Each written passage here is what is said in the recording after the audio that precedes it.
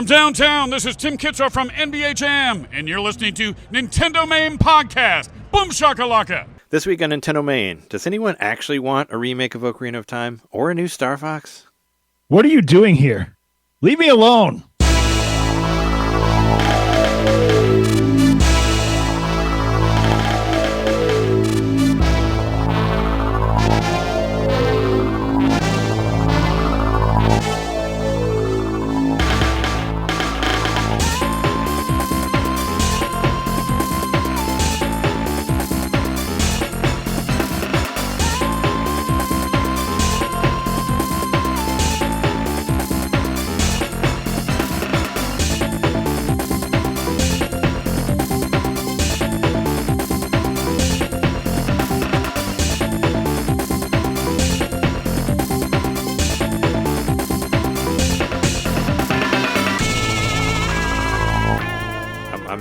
For the podcast. I don't know what you're talking Sorry. about. Why you gotta tell me to leave? Welcome to NintenDomain Podcast, episode 514. Your place to hear Nintendo fans talk about comic book game collections and rumors and whatever else. And we are your hosts. I'm Trey, Sega whitewashed MaXimum Carnage Johnson. I'm the little Jeremy who could. Mikowski. Could make it. So, yeah, let's start off the show as we normally do and talk about games that we got and games that we've been playing. I was talking about it last week, of course. I got the Marvel MaXimum collection, MaXimum, which came out. It came out at 2 a.m. on Friday, Central Standard Time. I was waiting for it. I was waiting for it to happen, and it finally did. It's I don't know, I think most limited run games, they're like California time or something. That's why they don't come out till late or whatever, till midnight California. That's what I expect. I don't know. I think some other ones have done that too. But yeah, it's out now. I played through most of the games that are on there. There's still a couple that I haven't beat yet, but you know, they're hard. But I thought I would go through the games that are on there. There's 6 of them. Well, actually, technically 7. There's 7 games on there because one of the versions is completely different. And I thought I'd put them in order of which ones I like the most to the ones I like the least. So we have, here's my countdown. At number 1, I have MaXimum Carnage. At number 2, I have Captain America and the Avengers, the arcade game. Number 3, I have the X-Men arcade game. And number 4, I have the Captain America and the Avengers NES game, which is completely different than the arcade game and the other one that's on there. And then I have Separation Anxiety after that, and Spider-Man and the X-Men Arcade's Revenge, and then Silver Surfer at last. Those are my that's how I have them in order. Does this Silver Surfer have the Fallen's music? Yeah, no. So I figured I'd go like one by one, but Okay. No, yeah, Silver Surfer has really, really good soundtrack. It's just really hard. Like the environment in the background kills you, so it's really, really hard to play. It's like a bullet hell shooter, but you can run into parts of the background and they'll kill you. So like almost everything kills you in the game, and you only have 1 hit point. So it's like really difficult. But so that's why it's probably not been thought of so well. But starting off, MaXimum Carnage, I talked about many times that I was going to play it on stream, and I did stream it like 4 times, and I didn't beat it any of the times. Well, I did one time, but I cheated. But I have beat it. It's like kind of one of those things. So MaXimum Carnage, it's a game that I got when it released. I actually think it came out around the time of when my sister got married. I always have it associated with that. But I bought it. I got it new. Maybe I got it for a gift. I don't remember. But I got it brand new. I was really into it. I played the crap out of it. And I beat it on my own as the cartridge by itself. Because I remember that moment, getting to the end there, finally, at my mom's house. And I played, I was like, all right, I'm going to stream it whenever it came out. And I just like, I got home from work and I'm like, all right, I'm doing it right now. I didn't realize that I kind of needed a minute to like, you remember what the strategy is in the game, because I kind of like forgot what to do. Because they're, the way the game works is you start off as Spider-Man and you play like a few different levels, and eventually you get to pick between Spider-Man and Venom. And depending on who you pick, there's different levels that you get, even like different cutscenes at parts, like a different story between, so there's branching pathways and all that. And, I used to know like the best way to do it, and I kind of messed it up because I did the wrong way. Because like if you the way that I do it is you start with Spider-Man, and then you basically pick Venom every time after that through the end of the game. That's the best way to do it. Or I think that's the easiest way to do it. Because if you pick Venom's side of the story at the end, you'll skip a bunch of levels. And as Spider-Man, you have to fight, like, there's a level where you have to fight all of the bosses. You have to do that level twice on the Spider-Man side, which fucking sucks because it's an awful level. But if you do Venom, you just get kidnapped by Carnage and held in the Statue of Liberty, and you'll skip all those Spider-Man levels. So I always thought that that was the better route to do. So if you're trying to get through it, obviously you have to play a Spider-Man because you start at Spider-Man at the end. But then when you get to pick Venom, just be Venom every time after that. Because if you play as Venom, the first time you go to San Francisco, you get to fight on this it's like this diagonal plane level. And if you do your special move, if you press attack and jump at the same time in front of the ATM, once you get to the ATM, there's a secret room back there, and you can pile up your extra lives through that way. That's why I always chose that way. And then you just have to go to the park and get beat up by Carnage. It's not that hard. And if you do Spider-Man, you have to fight Demo Goblin, which can be kind of easy too. But there's no like secret room for that, so you can't get any extra lives. And then when you play as Venom again, when you get to the Fantastic Four headquarters and you have to break in and steal the sonar gun or whatever, I think there's a secret room that you can only get with Venom. I've never been able to get it with Spider-Man, so that's why I always pick him for that, because secret rooms get extra lives. You can build up your lives and try not to use any of your continues at all until the end. Like, try to save them for the Carnage fight at the end, which is a pain in the ass. So I was doing it. So I did my stream. I played through it the first time. I fucked up. I picked Spider-Man first or second instead of Venom. And I was like, oh, well, crap. Now I can't get into that secret room and I can't get those extra lives. And then by the time I got to the first, superhero battle where they throw everybody at you, I just couldn't get past it. So I was like, all right, well, that didn't work. So then I quit, and then I started over again. And then that time I picked the right order, and I got all the way to Carnage, and Carnage killed me. Because I haven't played Carnage in a long time, and that fight is really hard. So I'm like, all right, whatever.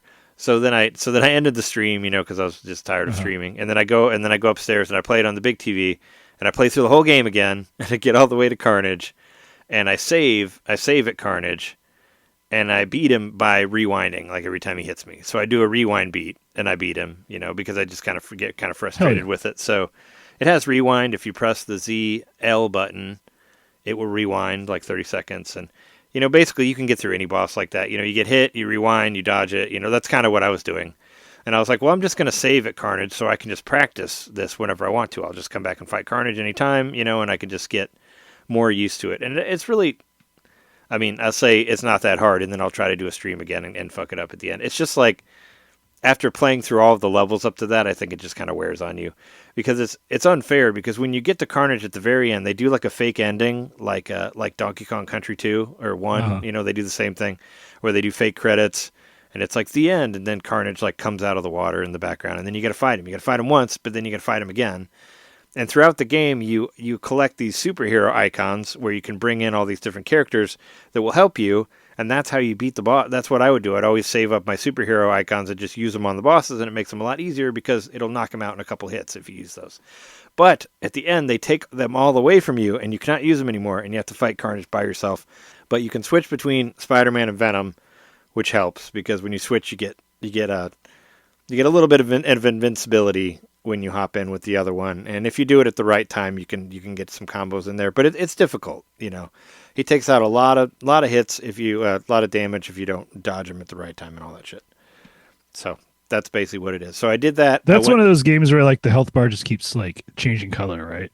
Oh, you mean the boss health bars?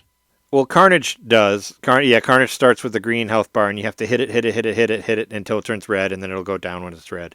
But it doesn't do as much as Final Fight would, where there's different levels of colors. That one just has... I think Carnage is the only one that has 2 color life bars, because everybody else starts at red when you... Well, no, some of the bosses do have different colored life bars. I take that back. The regular human bosses that you fight, their color bars will be different, but it's only one level. There'll just be one that's gray or whatever, and then it'll turn to red. And once it turns to red, then their life will go down. So it does that, but. I was thinking about it, and a lot of people consider Maximum Carnage to be a pretty hard game, but I think this is I mean, this is one of the few old beat 'em ups that I actually beat all the way through. You know, I could never make it through like Final Fight, you know, with like on Super Nintendo when you don't have unlimited continues and all that. Like they, you know, back in the day they made these games pretty hard.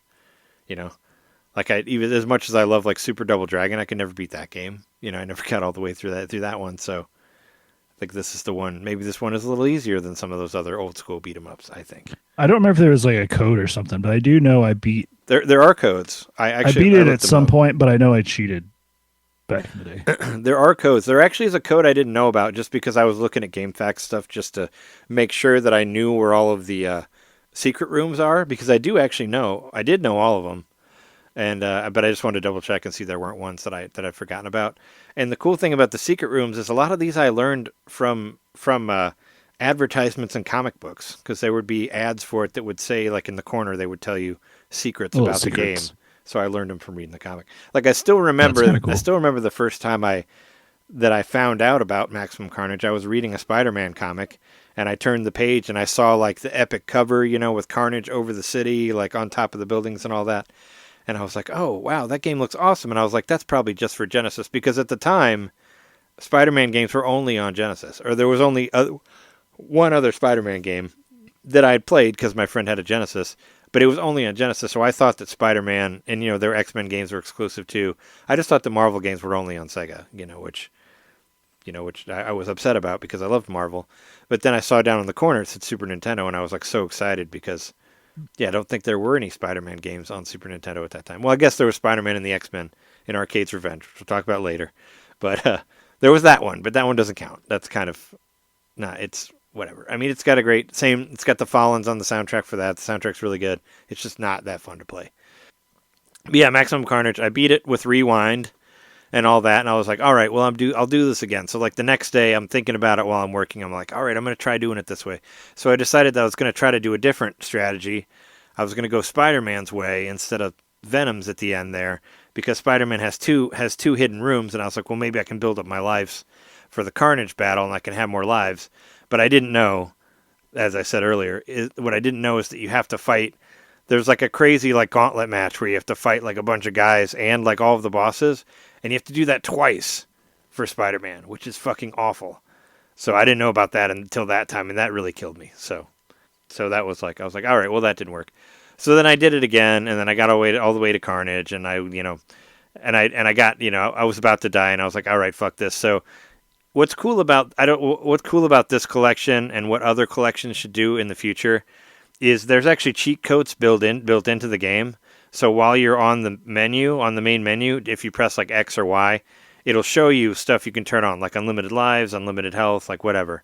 So I just turned unlimited lives on and just beat him on the stream because I was just, frustrated with him. So I was like, all right, well, fuck you. I'm just going to throw this on and just beat you. So you can easily do it like that. But on GameFAQs, as I was saying earlier, there are codes. There's a code you can do where you give yourself like 8 levels of life bar or whatever. So there are different colors for that. And there's like an unlimited life thing. And I think there's stage select also and stuff like that. So there were things you could input with the controller, but I never did any of that when I played it on Super Nintendo. All I did was was find the extra, because if you know where the secret rooms are, you can really it's a lot easier because you can get a lot of extra lives, you get a lot of extra continues. Like I've gotten all the continues in the game, and I ended up with like 8 continues at the end. So if you save them all for the end of the game, you get like 8 continues against Carnage and all that. So you can get a good amount. Plus, you can only collect like 9 lives. So once you get past that, even if you get any more lives, you don't get any more, which sucks. They should let you build it up to 10 or 11 or whatever. And there's some secrets too, there's at the end of the second level, the one where you fight in front of the church. There's a part where they throw a bunch of bosses at you, and the idea is you're supposed to get killed. Like, you're supposed to get beat by the boss. And then Cloak and Dagger will show up and save you. But if you beat the bosses, you can stockpile a bunch of extra lives there, too. Because there's one boss you can beat, and you'll get extra life for that. And then there's 2 more bosses that show up, and you beat them, you get another one. And then there's 5. And if you can beat them, you can get even more life. So it's if you're good enough, you can get a bunch more extra lives for doing that. Which I only got to where the 5 bosses come out. Because if they hit you at all, then the guy will come and save you. So you gotta dodge everything. So it's pretty difficult. So the second time I streamed it, I got all the way to the end and blah blah blah. Yeah, I said that, and then I went and I used the thing. But the other night, I was editing our Patreon episode, the expansion pack episode, which is done. It's out there now for our $1 subscribers. And I was just fucking around with MaXimum Carnage, and I fucking beat MaXimum Carnage while I was editing with no rewind. So I just beat him. Just out of I was like, oh wow, that was easy. Because I wasn't as stressed and I wasn't paying as much attention to it. Nobody was watching you. You know, sometimes when you get a little distracted, you play better. I remember when we used to hang out, you would talk to me and I would not pay as much attention to the game, and it would help me get through Super Monkey Ball levels and stuff like that. I remember us doing that. Yep. You know, where you're not as focused and stressed about the game, and maybe that was why. But yeah, I always do my best in Tetris 99 when I'm distracted. When you're not fully paying attention to it. So yeah, I did. So I beat it while I was fucking editing, without rewind. I mean, I went straight to Carnage, I was just practicing on the Carnage one, but I did beat him with a couple lives left, and I was like, oh wow, I can do it. I can do it. I just have to, do it on stream eventually, which I'd like to get all the way through. But yeah, no, I've beat it a few times. I like the game a lot. I was playing around with the Genesis version because I never really played it.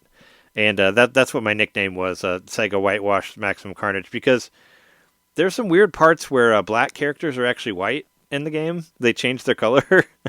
And not that there aren't black characters in the game, because there are, but when, most of the bosses you'll fight like the first level, you fight two girls, and Spider-Man beating up girls. I don't know. I was thinking about that. I was like, he's punching the shit out of a lot of women in this game. But the first two characters you fight are two women, a white girl and a black girl. But in the Genesis version, it's two white girls. So it's but the skin color is different. It's I don't know, and the colors are different in both of them. It's white and slightly, it's white and off-white. Yeah, kind of, or almost kind of gray, like a light gray. It's weird, but it doesn't look the same. But the sprite is in there because I saw it later. But in the bosses, and there's one of the bosses you fight these two big guys, big bald guys, and it's supposed to be a white and a black guy. But same thing in Venom's level, it'll be a white guy and then a different colored white guy. I'm like, wait, this is weird. Why? But then you do see the big black guy later. But I was like, why? But why is he not here? I don't know. It's just so weird to me. They remixed it. Yeah, I guess. It's a remix. But I think. One thing, I did record it because I want to put it on social media and just see if Limited Run will respond to me, but I ran into a really weird glitch on the Genesis version where, in regular MaXimum Carnage, when you're climbing the wall or whatever, you press X and you do your spider web, and you swing from one side to another. You actually need to do that for the climbing level, which is the second level where Shriek shoots lightning at you and you're getting chased by Doppelganger and all that. But, I couldn't. I had the hardest time progressing through that on the Genesis version because when you press the web button, you jump and then do the web. So if you're on the wall and you're trying to move, you'd fall and then web. And you can't. And I couldn't get over to the other side because it was falling and then going. I need to just. I don't know what. And I watched a video of somebody doing a playthrough of the Genesis version, and it didn't do that on theirs. And I was like, well, what the hell? Because the way on this, it makes it look like all the buttons are the same, but I know the Genesis controller only had 3 buttons for the regular one. So How did you do this? Because the game requires more than 3 buttons. You got your punch, your jump, and then you got your regular web swing, but you also got your web ball, and you also got you got to switch between your superhero icons and use the icons. So the Super Nintendo actually uses 6 buttons. And this one seems to use the same ones too, but the web is fucked up. I can't even climb straight up. In the game, you would hold up and press the web button, and you shoot your web straight up, and you climb straight up. And that's a way to find a lot of the secrets. But I can't do it on the Genesis version because he'll jump and then web. So you can't web straight up. So I'm like, what the fuck is this just a fuck up in the game, or was Genesis this bad? But like I said, I watched somebody play it, and they played it just the way I would, where the character doesn't jump and just does the web. So I don't know. But it's really irritating if you try to play the Genesis version because it doesn't seem to play right. And also, the Super Nintendo's superior because the music is much better. There's a lot more sound effects. Some of the sound effects are muted. You could say that some of the sprites look a little bit better on the Genesis version, and some of Some of the colors are a little bit brighter, even though that, like I said, some of the black guys are not black for whatever reason. They're much brighter. But yeah, they're much lighter. But yeah, no, that was just the real thing. Was like, what the fuck is wrong with the web move on Genesis? Like, what the hell? Because I was going to try to beat both of them, because I was like, well, let's try it out on Genesis, see what it feels like. Because I've never played that version. And yeah, the fucking web thing is killing me because I can't get some of the extra lives and continues and stuff because the web isn't working right. So I'm like, what the hell is this? So I don't know if anybody has played the Genesis version of MaXimum Carnage or this version or whatever, let us know. But yeah, MaXimum Carnage, like I said, I got a lot of history with the game. I played it a lot, and it's nice to play it again. I was a big Carnage fan. And one of my favorite things about the MaXimum Carnage game is it did a really good job of bringing the comic book into the video game. Like we get the comic book panel cutscenes, and there's like animations and all. It's really cool. Like I always liked the way it looked, and that's why I kind of hated the sequel to this, the Separation Anxiety game, because there's none of that in there. They completely got rid of all the comic panel cutscenes. All it is a paragraph, just a paragraph of words. That's all you get for every level. It was a novel. It's like, what's the point? I know, but these are comic games. Where's our fucking comic panel cutscenes? Now, I guess, granted, so Separation Anxiety, the actual comic book story, is about Venom and not Venom and Spider. It's not what this game is about, which is kind of, I don't even know why they use that. Because I think Separation Anxiety is when Venom like loses his suit, like when Eddie loses the suit, and that's why. Separation Anxiety, separation from the symbiote, and this Isn't one. How Carnage became a thing? Isn't it like mixed with his suit or something? Yeah, Carnage was like was a part of Venom. Like okay. I get like a piece of his suit came off and okay. Attacked Cletus, and Cletus Cassidy was already like a serial killer, so Carnage is basically like what if Venom like attached to some like murderous psychopath. Who has like no? I always thought it was like another symbiote that came down and like infected Venom's suit. And I don't know. I don't know why I thought that. Yeah, I mean, it's been a minute. I do have the first appearance of Carnage, but it's been a minute since I've read it. But there are symbiotes like in Separation Anxiety. There's like 4 or 5 other ones that you fight, and there is like Planet of the Symbiotes. There's a comic book series where he goes to where they're from and fights a bunch of them and all that. So. But in MaXimum Carnage, Carnage always refers to Venom as father. So I always thought that it was a part of the suit. I think that's how they did it in the movie, too, in the Woody Harrelson movie, which I was thinking about that. Like, if you would have told, like, teenager me that Woody Harrelson was going to play Cletus Cassidy, I would have been like, no fucking way. That's awful casting. I would have never thought. Didn't they have, wasn't the casting bad for Venom, too? That's Venom 2, yeah. That's the Carnage one is Venom 2. No. Wasn't the like who was it that they had play Venom? It didn't seem right. It was like, Tom Hardy. Tom Hardy. Yeah. I mean, Tom Hardy's kind of hilariously bad in that movie, though. I mean, I like the Venom movie. Well, I only saw the first 2, but I like the first one because it's kind of just like it's kind of ridiculous. But some of the Venom animation looks really cool, like or the effects that they did with the symbiote and all that. For some reason, I thought it was the dude from Fight Club. Edward Norton. Uh-huh. Oh no, he plays the Hulk. He's in the Hulk movie. Oh, okay. In the Incredible Hulk, which you probably never saw, but he was in the second Hulk movie, which I thought that movie was good. I thought he was a good Bruce Banner, but whatever. From what I heard, he wanted too much money. This was what's normally the case with these movies, why they recast people, and that's why we got Mark Ruffalo as Hulk. Even though I do think he's a better Hulk, but whatever. And that's why they killed Iron Man, because he was asking too much money.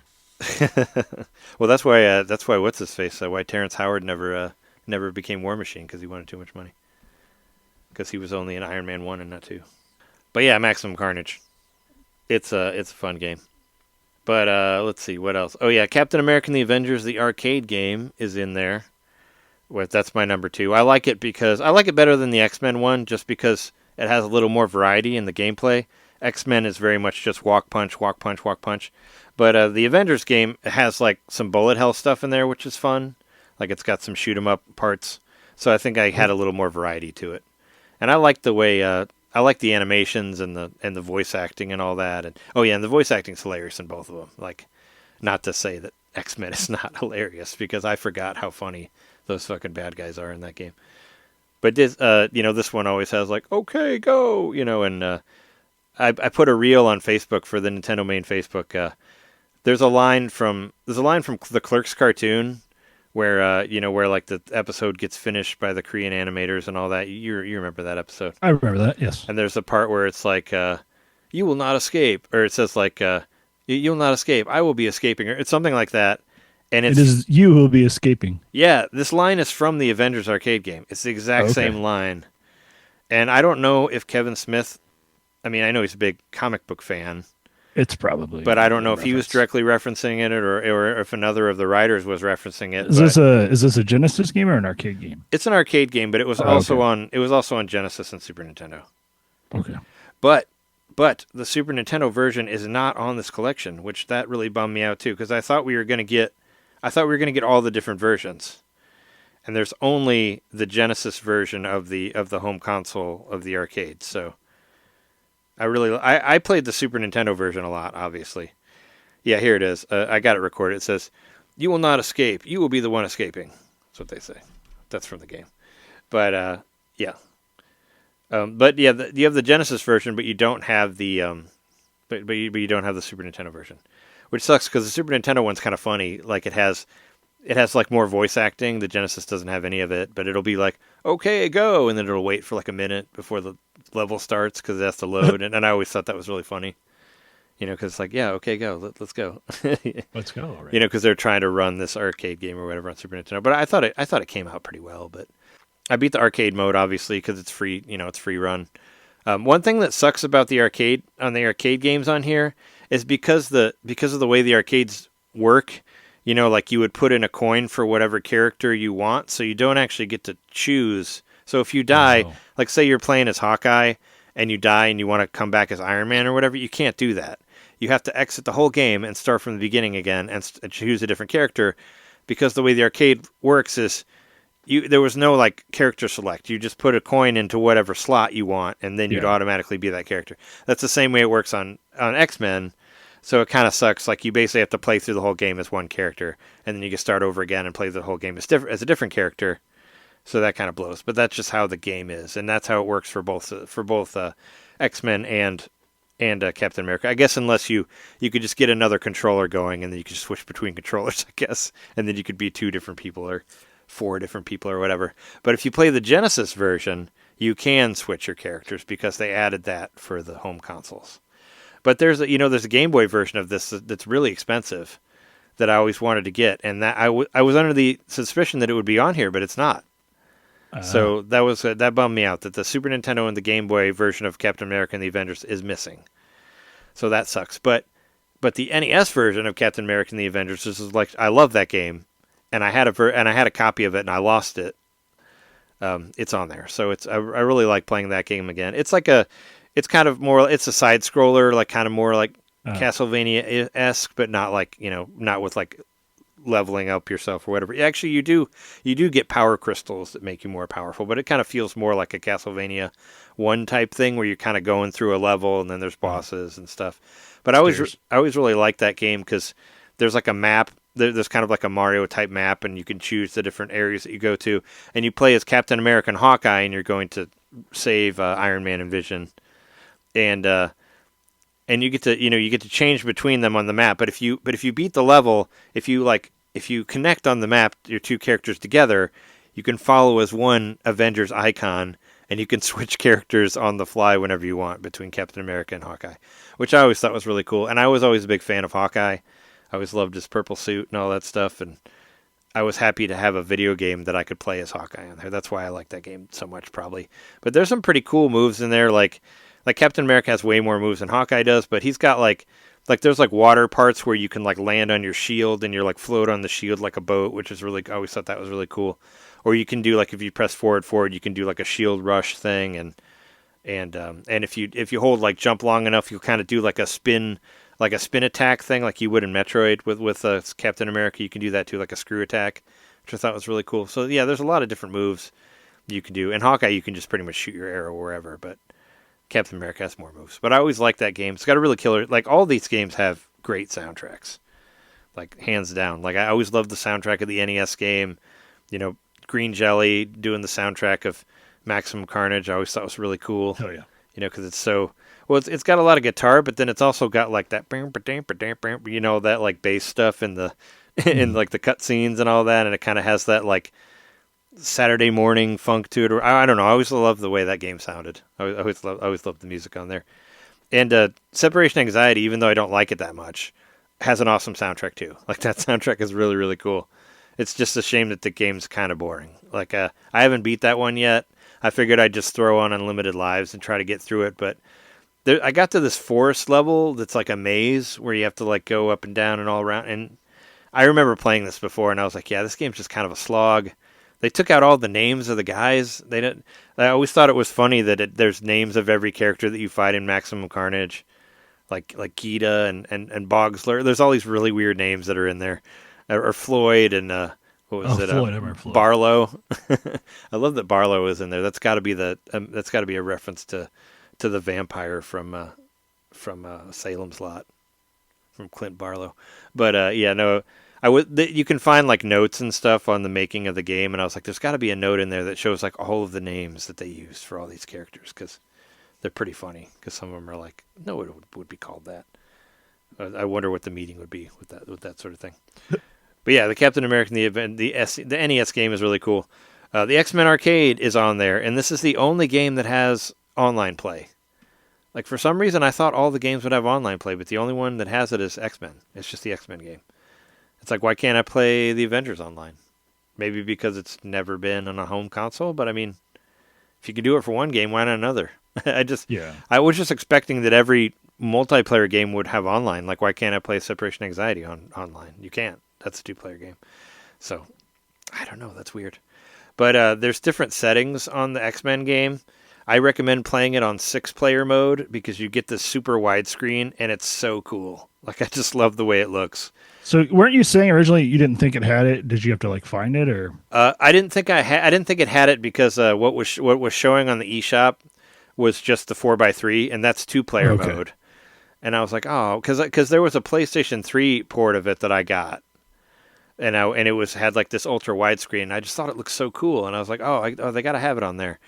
And then I just saw what was shown on the eShop, and it showed in 4x3, and I was like, oh, well, that sucks. But then I got the game, and you can switch it to different modes because, you played X-Men. There's different arcade setups. There's like the regular one screen that's 2-player. There's a 4-player version. Or there's the mecha one, that we always loved, that I loved as a kid.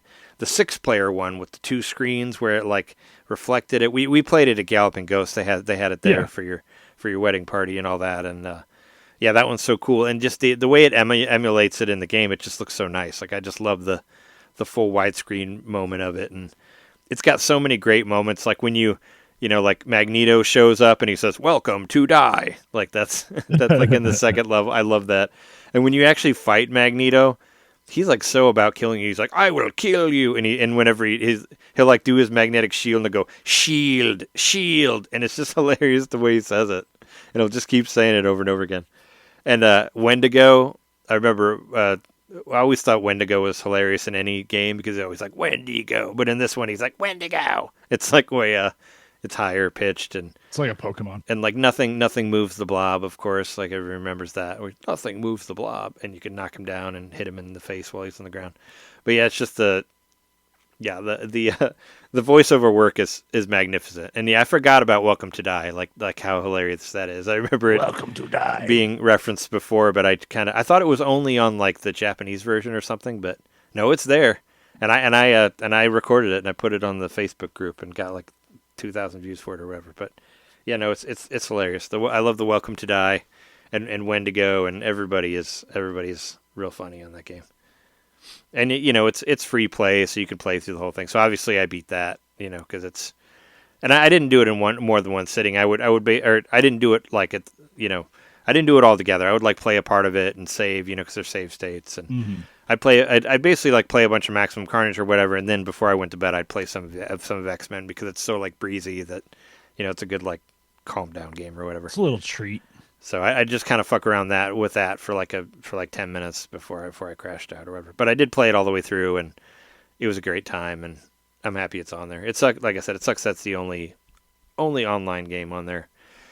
Let's see, what else do we have? I talked a little bit about Separation Anxiety. It's it's 2-player because I guess some people were upset that you didn't have 2-player Maximum Carnage. I think it's better where you can switch between Spider-Man and Venom because, like I said, there's branching pathways, there's different cutscenes. Oh, and even the superhero icons work differently depending on whether you play as Venom or Spider-Man, which is cool also. So I just like that game so much better than Separation Anxiety. But yeah, Separation Anxiety, the sprites are smaller, like the characters kind of look a little bit more generic, I think. You don't have names for everybody. I mean, the music's cool, but I don't know, and there's a little bit more enemy types, but it's just, I don't know, it was never there for me. I feel like it gets kind of boring, especially like without having cutscenes. Like it felt like so lazy to just put a paragraph of what's happening and not even have I mean, there's a picture of Venom and Spider-Man if you're playing as them standing behind him, but it's like, that's all you get. Like there's no cutscene at all. And, for growing up being a comic book fan, like, this was really all we had was these video games, and it's like you got to put some panels on the screen here. We want to see our favorite stories, like actually moving, and we didn't get that for that. I mean, the Maximum Carnage game, like it made me go out and I bought all the issues. Like I have all 12 issues of the Maximum Carnage series, which went across multiple series. Went from like Web of Spider-Man to Spectacular to Amazing to whatever. The Ultimate like.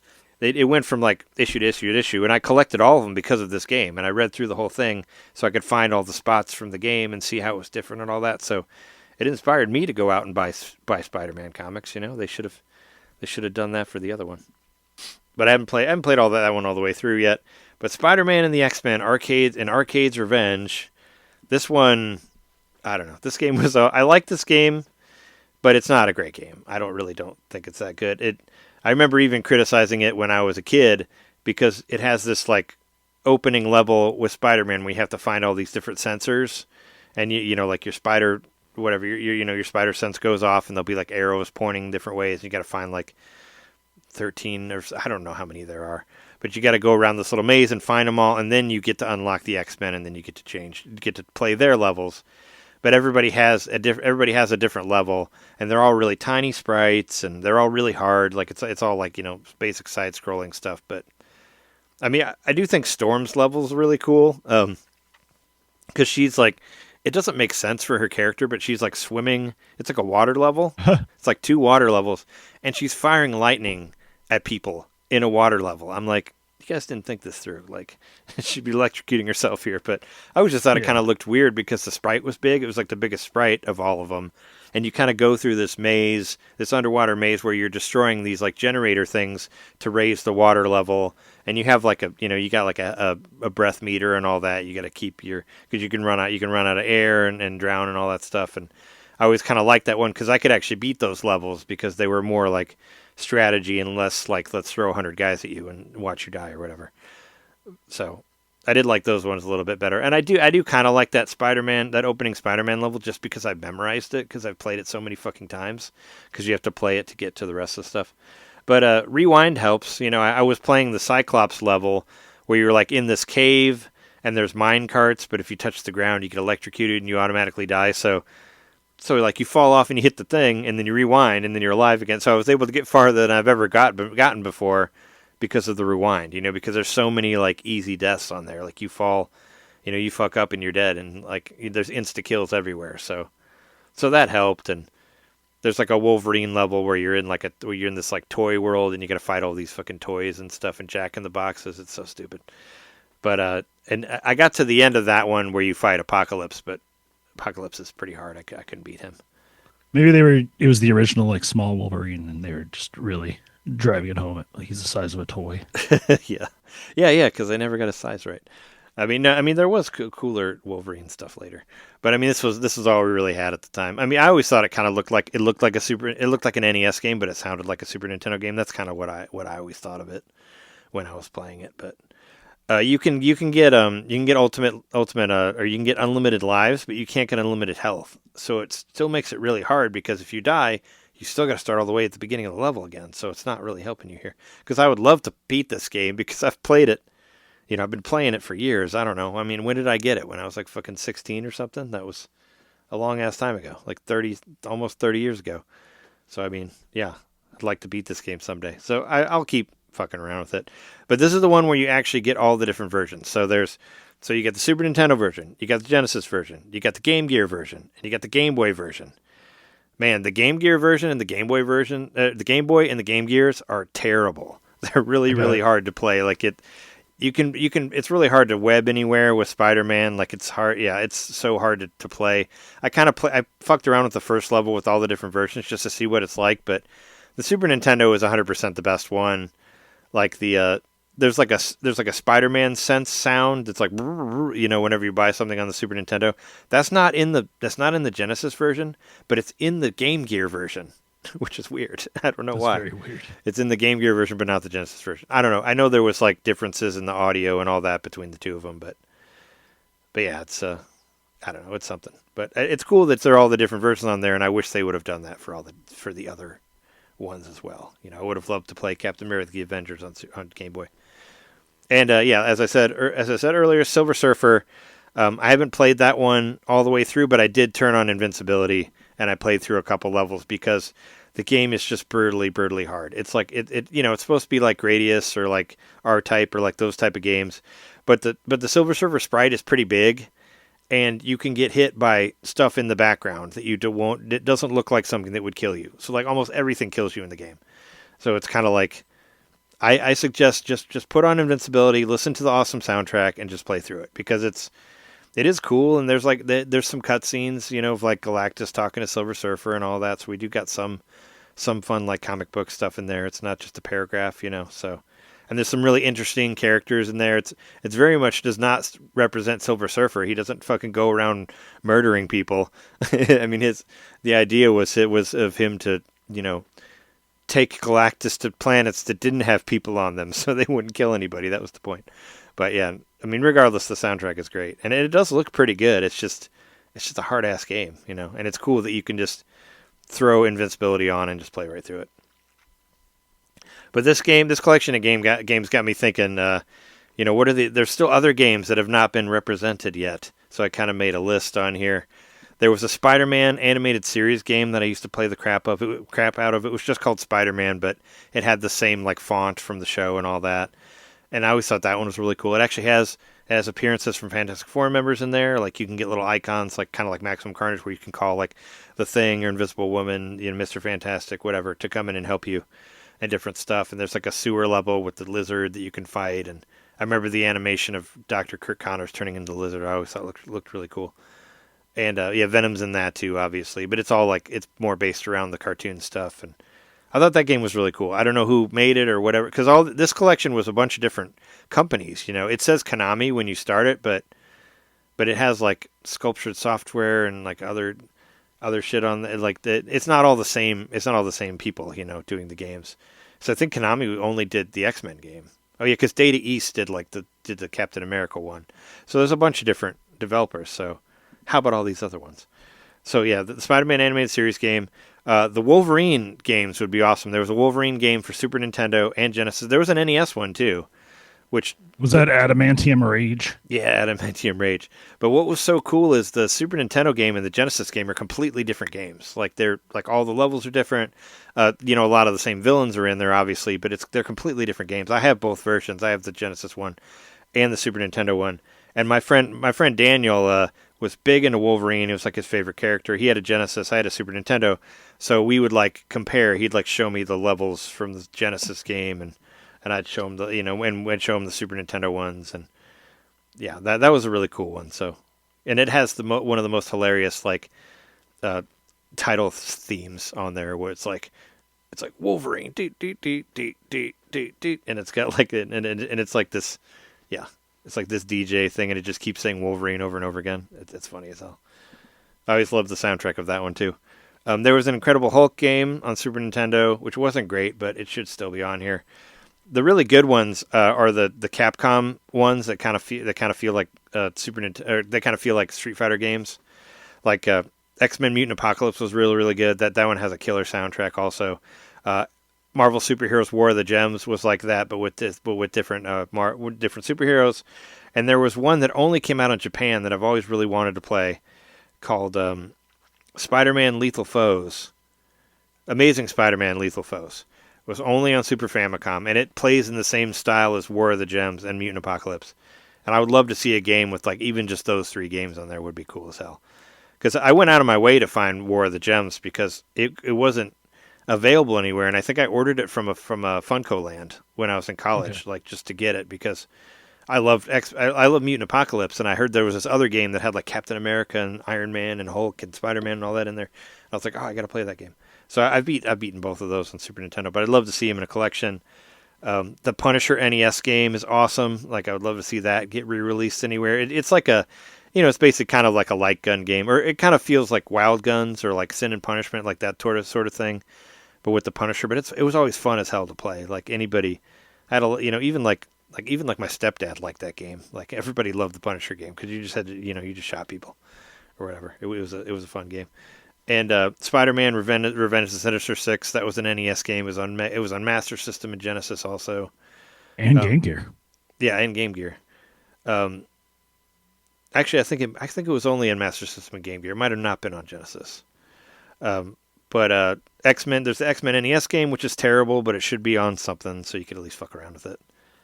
And most importantly to me is I would love to see a collection with the Sega exclusives, like X-Men 1 and 2 and Spider-Man on Genesis, or Spider-Man and the Kingpin on Sega CD.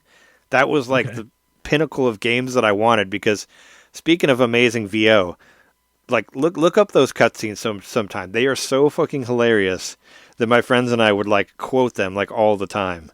Like there's this whole like cutscene with Venom where it's just everything is super overacted and hilarious, and we love the shit out of these dumb cutscenes that were on there because it was Sega CD, so they would do like this it's not like FMV, but it's animated, it's like cartoon stuff, but it was really funny. I just remember when you beat Venom, he's like, "What are you doing to me?" It's like really bad. Like look it up sometime. But succulent Chinese meal. Yeah. But yeah, we would quote it all the time because of just how awful the delivery was. But yeah, no, I like that game a lot.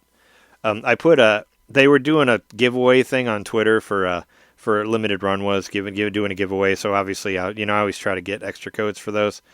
And I signed up whatever to put in for the giveaway.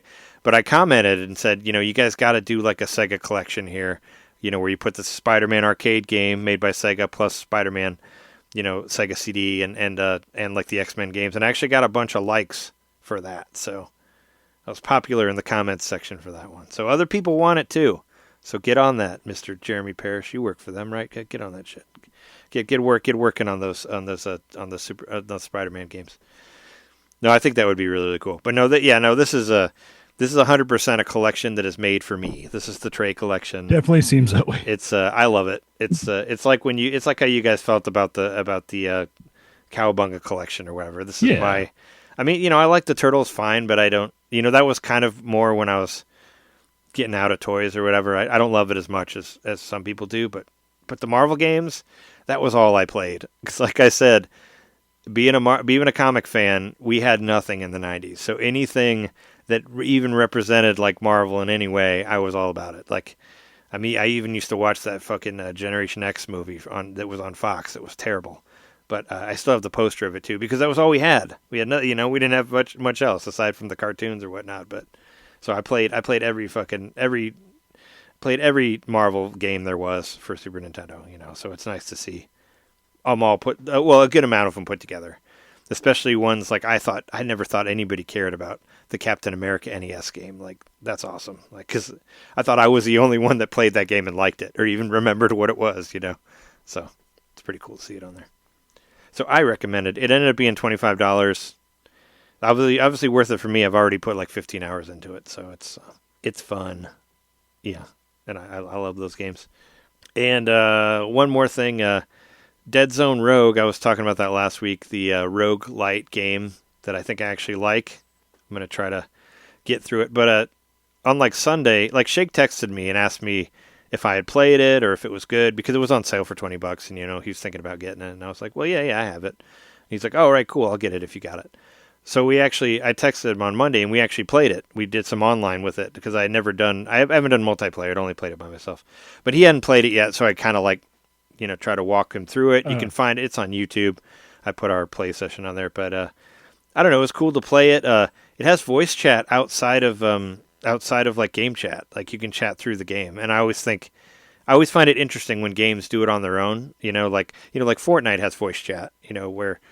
Where Yeah. Nintendo, and you can play it for free. You don't need Switch Online. I don't know if DeadZone Rogue does, probably not, but I just think it's cool that you can chat and you don't have to use game chat. Like it just automatically did it. Like we were talking over Zoom, but once we started the game, it was echoing through the TV because the game just started doing it just because we were connected. And I was like, oh wow.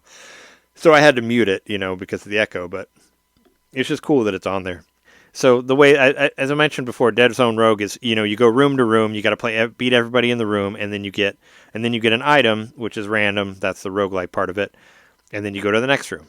But if you're playing 2-player, if one of you dies, but the other person beats the room, the other person comes back to life. So that's a cool thing that's on there. So That is cool. if you can make it through, it'll bring the other person back to life. So we figured that out. We played like maybe through room like 14, I think 13 or 14. I'd gotten farther, but I feel like it was a little harder for me to play with another person because I was a little more distracted. In this game, you have to be a little bit more zoned in on it, Yeah. So I was playing it 2-player, and it was fun. We had a good time. Shake was into it and all that. So hopefully we can play some more because I think it's a great game. But after I was done playing, I was like, well, I didn't do that well, so I got to go back and try this again. So I started playing DeadZone Rogue again. And I found this weapon called the Overlord, and it's like a Magnum. It's like really powerful, so you can one-shot people with it. And I was like, oh, this is cool. And you can, it starts with like eight bullets, but you can upgrade it and put more bullets in it, and you can level up the damage and all that. And I was kicking ass with it. I was like, oh, this is great. And I got pretty far. I got to, I don't remember how far. I didn't get as far as I was. Like I didn't get to the spider boss, but I got pretty far. And I was like, all right, well, let's start this again. So I started it again, and I beat it. I beat the first zone. So I actually got past. I got to something that, that actually, I'm done with it. But once you beat the zone, you get bonus stuff where you can go back to the zone and do more stuff. So there's like 5 zones total, like 4 or 5. But I beat the first one. It's like, oh wait, well here, now go back and do these things. So there's little extra like missions that you get in that, and once you beat the first zone, you get zone 2 items, so you get new stuff. But also, like all of the characters that you fought in Zone 1, they level up and they get better. So there are these guys that chase you in Zone 1, and now they teleport when you shoot them, and they teleport closer to you. And I'm like, oh, fuck, that makes them way harder. So, yeah, no, I think it might be my first Rogue game that I've loved, but it's cool. That's awesome. I was thinking about it. I was playing a little bit today. I think I like it because it basically feels like a Rogue Doom game, because it's all like it's room to room, you're destroying you're destroying all the baddies, but it feels kind of like a Doom game, I guess, and maybe that works better with me, but yeah, no, you can level up, you'll get one thing and you can go with different builds. Like I went with a Void build because I had the Overlord gun, and the Overlord gun that I had the Void. There's different there's different what do you call it? There's different elemental attacks that are attached to whatever the gun is. So there's like electricity or ice or fire, and the Void one is just like a big circle, a big bubble that appears around the guy.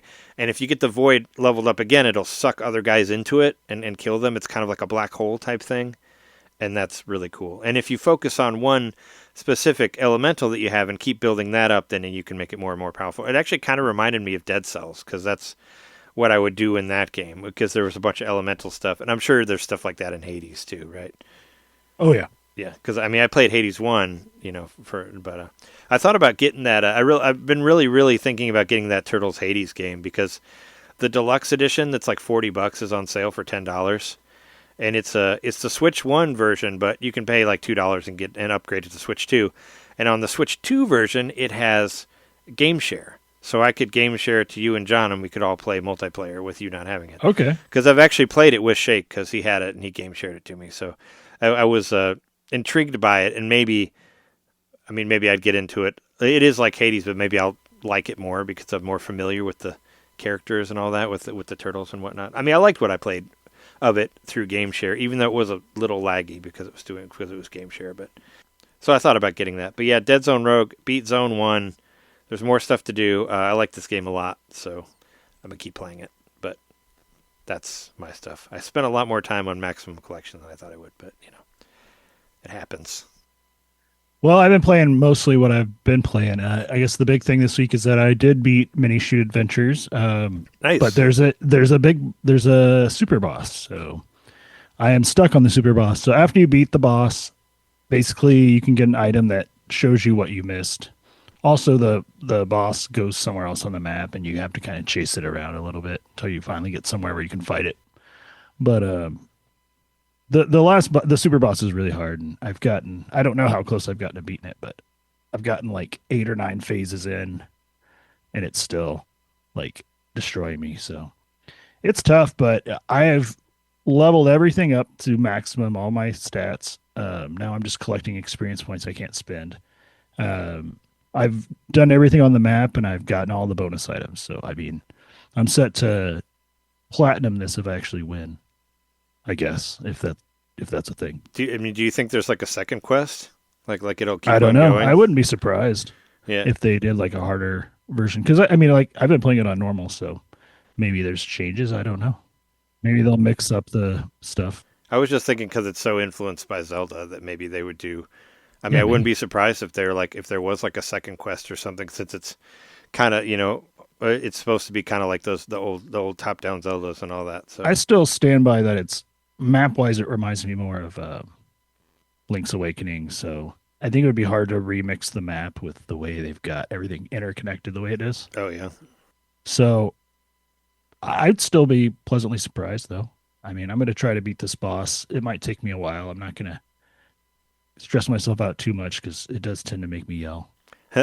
but it is like post game stuff, right? Like you saw Oh, yeah, you saw absolutely. credits and all that, and it's like, oh, here, Yeah, I you saw keep credits. playing So it. Yeah. I just was like, oh, well, I might as well keep going now that they're showing me where to go. And I kept playing it because it's fun. And I hadn't leveled everything up yet. And I ended up finding like a couple new abilities that I didn't have for that boss that probably would have made it easier. So now I've got all the abilities and I'm still having trouble. Oh yeah, because you said there's a thing that shows you where everything is on the map, so you can Yeah, find out yeah. where it is. It's an item that it's vague. It just shows you like kind of like on Zelda, like if you haven't completed a shrine, it won't be a certain color. It's kind of like that. So all the little entrances on the map will have like a little check mark if you've done everything inside of them. But like a lot of the entrances are connected to each other, so you'll see several entrances that don't have a check mark. You finally find whatever the one item was, and it's like a series of caves, and then all of them get check marks. So it's kind of confusing, but if you just fly everywhere, you'll find it all. Shoot everything. Try to pass through all the walls because there's a lot of false walls and stuff. But yeah, stand by. It's definitely gonna. I mean, it's definitely in contention for the game of the year conversation, and I think it's fun. I think you and John both would probably like it if you gave it a try at some point. It'll surely go on sale. It's like 25 now, I think, but it'll be cheaper. Oh, it's 15, right? I mean, Oh, I it's think, 15. I think it's That's like right. 15 That's right. regular. I mean, it's pretty cheap. I've just been. It's worth every penny. I think I've put about 25 hours into it. I think it's what my time says, and that makes sense that I went through and got scraped the barrel for all the content. So yeah, I love that game. The other game I've been playing is I keep playing Stardew because I set some goals for myself, and I made some of those goals this week. So last week I was about to get married. I don't think I had proposed yet, but I was going to marry Abigail. Well, while I was waiting for like the right conditions where I could, because you have to like wait for it to rain and go get like this special item to propose. While I was doing that, I was like, I wonder if I can just like keep leveling Leah up because I like Leah a lot too. And I leveled Leah all the way up to the top. And then I was like, all right, well, maybe I should just propose to her instead of Abigail. I'm like, no. I'm just going to marry Abigail. So I married Abigail. It's gonna do her dirty like that. Yeah, we were married for like a couple days. And I was like, well, it still says Leah's all the way up. So I'm like, I'm just going to, because there's like a series. So first you have to get their relationship level all the way up. You have to give them a gift on their birthday. That's important, I think. And you have to give them this bouquet once it's all the way up, and you buy that coincidentally from Abigail's dad, the Pierre, the store owner. You buy a bouquet, and then you can give that bouquet, and then they accept to be your partner. And then, they're just your partner, girlfriend, boyfriend, whatever, until you give them the engagement. It's called the mermaid pendant that you get from this old sailor on the beach when it's only when it's raining. But I ended up marrying Abigail, and then I was like, what happens if I give a bouquet to Leah? And I totally had a girlfriend and a wife at the same time. I'm like, holy shit, Stardew Valley. Oh, I didn't know you could do this. oh, you can. Yeah, you can. And so I was like, well, is anything going to come of this? Paramore it up. And I'm talking to Abigail every day because we live together now. Yeah, you have to. Eventually she finally you wake says, up and she's there, and you got to talk to her. Yeah, eventually, I like one of her little things when I'm talking to her. She just says, "So I heard you secretly gave Leah a gift today. Should I be worried or should I be suspicious?" And she like gives you a look, and then like if you talk to her again, she'll kiss you. So it's like, okay, well, she's not that worried about it. But anyway, I ended up going to the beach, trying to manipulate you. I was like, can I propose to Leah? So I decided I was going to try to do that. So I went to the beach. I got the mermaid pendant, or I went to go get the mermaid pendant, but the guy's just like, glad the mermaid pendant worked for you. So you can't buy it if you're already married. So I immediately divorced Abigail. And it's kind of shitty the way this game does it. Like, if you think about it in a real world sense, you go to the mayor and you pay $50,000, and he says, "All right, well, your partner won't know till tomorrow that you're divorcing them. So if you change your mind by the end of the day, come around here and you can change it." So you can go and you can go talk to her and everything's normal. And then I go to bed. I wake up the next day and everything's gone. Like she left like with all of her stuff. I say, does she get like half the house, or does she get the house and kick you out? Like, she just takes how all does it of work? Everybody you marry in Stardew, they bring like a preset like series of like decorations that sort of like embody what their house was before. Oh, okay. But they don't get like half of your crops or anything like that. No. And also we hadn't had kids yet, so part of me kind of wishes I would have waited to have a kid before I divorced her. How does that work? Like. Do you have to? I don't know. I would say, like, how do you have kids? Like, does it you have to be married for like a year, or like how does it work? Well, I don't know. I don't think it's a year because I have had a kid since with Leah. So anyway, long story short, I proposed to Leah the next day, and we were married within a couple days. So that's kind of funny. But I was like, what happens if I go like try to talk to Abigail? So I literally walk into her house, and I could still go through her door, like, because like, even though our relationship level went all the way down to 0, for whatever reason, like the game still considers us like I've gotten the ability to go through her door or whatever. So I like literally walk into her room and she's laying in bed, and I like climb into the bed next to her, and she goes, what I said at the beginning. She's like, "What are you doing here? Leave me alone." Well, I mean, that is a little creepy to. And then it was, and then I tried to give her a gift. She's, "I don't want your gift." And that's what she says to me anytime. So like anytime I see her out and about, I'm just like, maybe she's like feels better about me now. But she always says the exact same thing. Why are you here? Leave me alone. And she won't accept any gifts or anything. So that might just be permanent. And it says ex-wife like on the. Yeah, I saw that you put on the Slack. So yeah, so like I married Leah, and then we had a kid, and my goals remains the same. I named my kid Birdie, and you know why? Yep, because they're birdie bound. They're going to turn into a bird. They're going to be a birdie. So yeah, that's been my Stardew.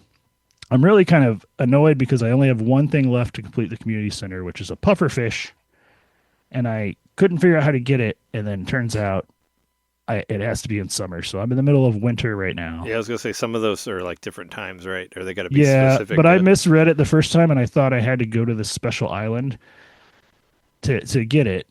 But the thing is, you can't get to the island until you complete the community center, so that doesn't make any sense. So I have to find it it's like certain hours during the summer at a certain spot, I think. So that's what I'm gonna do.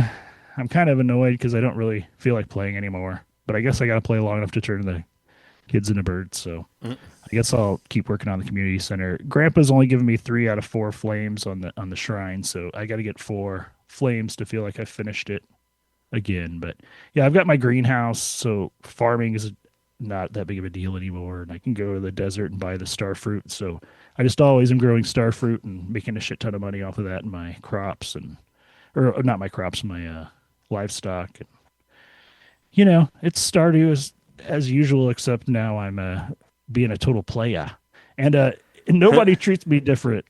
It's just Abigail. So it's like I go to her dad's shop the next day to buy something. He's like, "Hey, how's it going? It's Farmer Jer. Seeds for sale. You want to buy some more bouquets to propose to someone else? I don't care. Commerce is everything."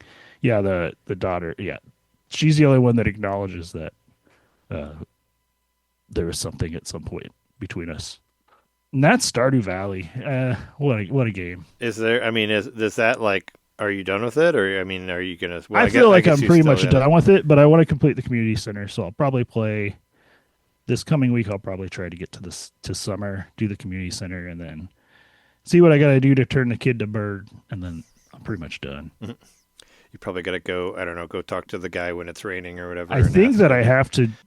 I think it has something to do with the wizard, which means I probably have to like develop my relationship with the wizard or something. You have to get a special sacrificial knife, like the one from The Omen, that you have to you have to kill the kid with, like the one that Abraham had on the mountain with Isaac. Yeah. What was I going to say? Oh, one thing I want to do that I've not done before, and I don't know when it was added, but there's like a whole other island you can go to where you can meet a bunch of different people.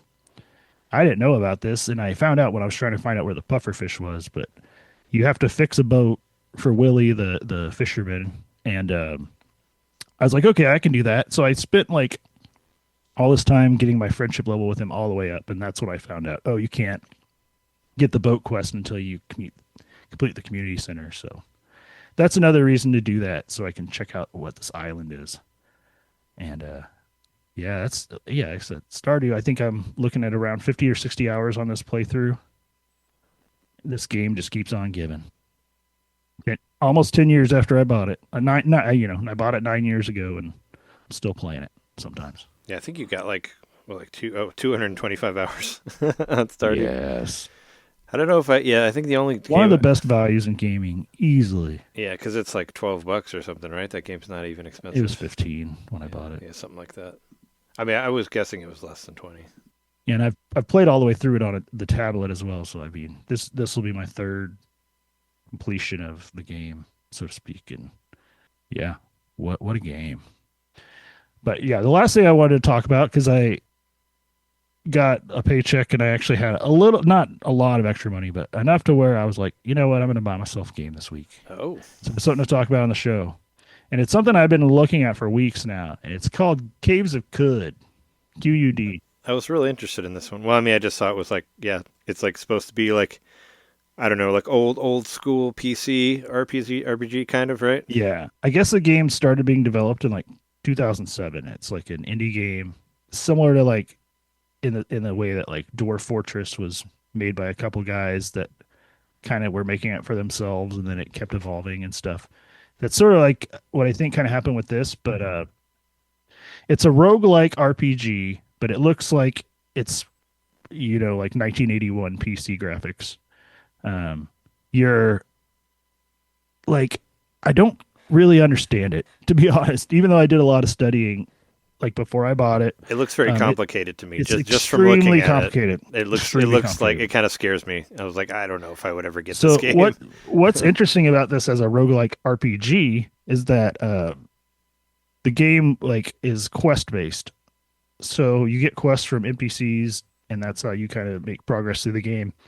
But every time you restart, when you restart the game, and originally it was meant to be like permadeath, you're just supposed to get a true roguelike, and it was going to randomly generate the map new each time. But this version, the console version, is like quality of life stuff they added. There's like, you can, like when you make it to a town, it creates a checkpoint. So if you die, you can go back to the town, and there's even another mode where like enemies won't be hostile, and so you can just ignore the enemies kind of, and you gain experience just from discovering things.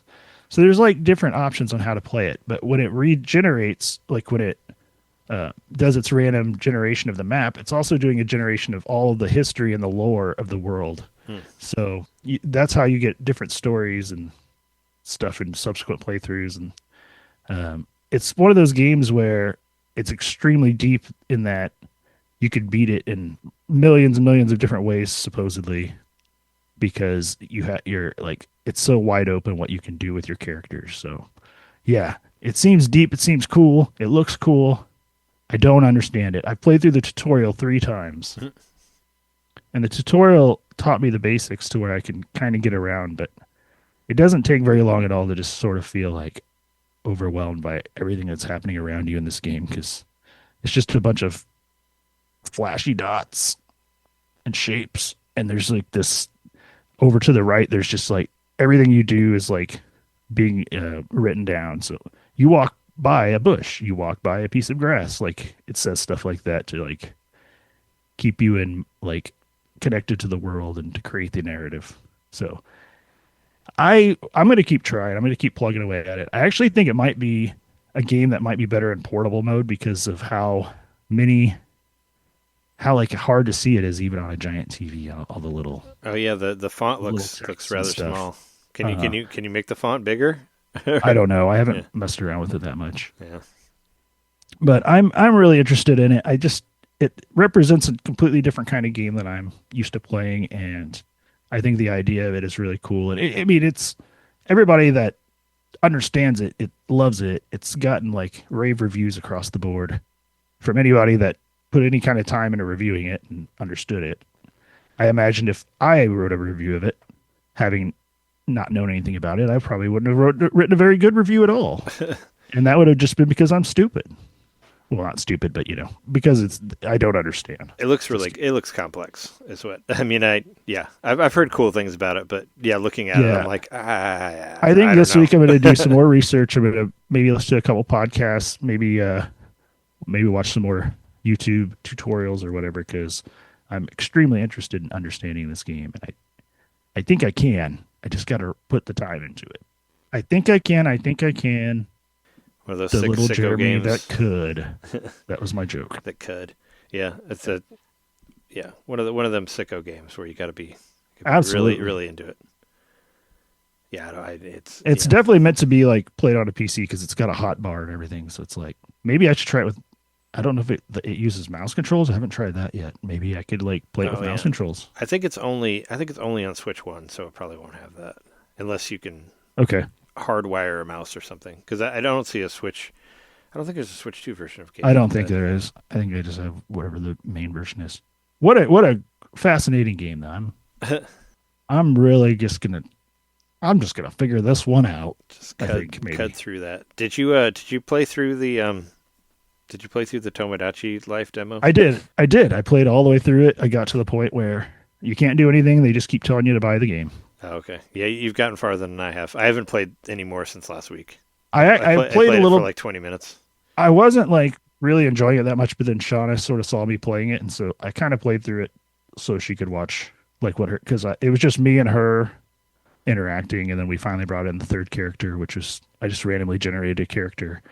And did you have Mii's on your Switch at all, or did you guys make them from just scratch? Us, just the two of us? But you made them right then, right? You hadn't made them for any other game, like not for. No. We had made them like. So you made it for Switch Sports, probably, right?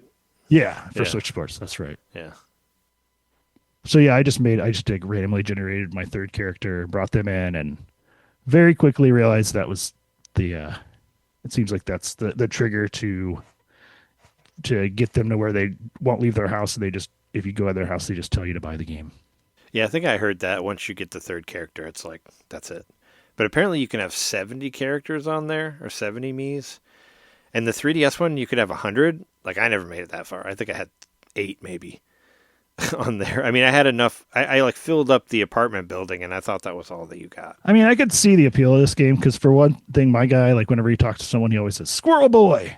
Yeah, because you can give them like catchphrase. I mean, you could do that in Animal Crossing too. And then when like they were asking what when Shauna's character was asking, what should I talk to Jeremy about? I was like, talk to him about mustard. And so they talk about mustard and they become friends. And then one of when the new character came, I told her to call me Mustard Boss. That was my name. And I was having a lot of fun with that aspect of the game, like talking about mustard and things like that. But do all. I had Shauna just say "playa" at the end of every sentence. So that was kind of funny too. Yeah, I mean that. Yeah, I mean, what are you doing, playa?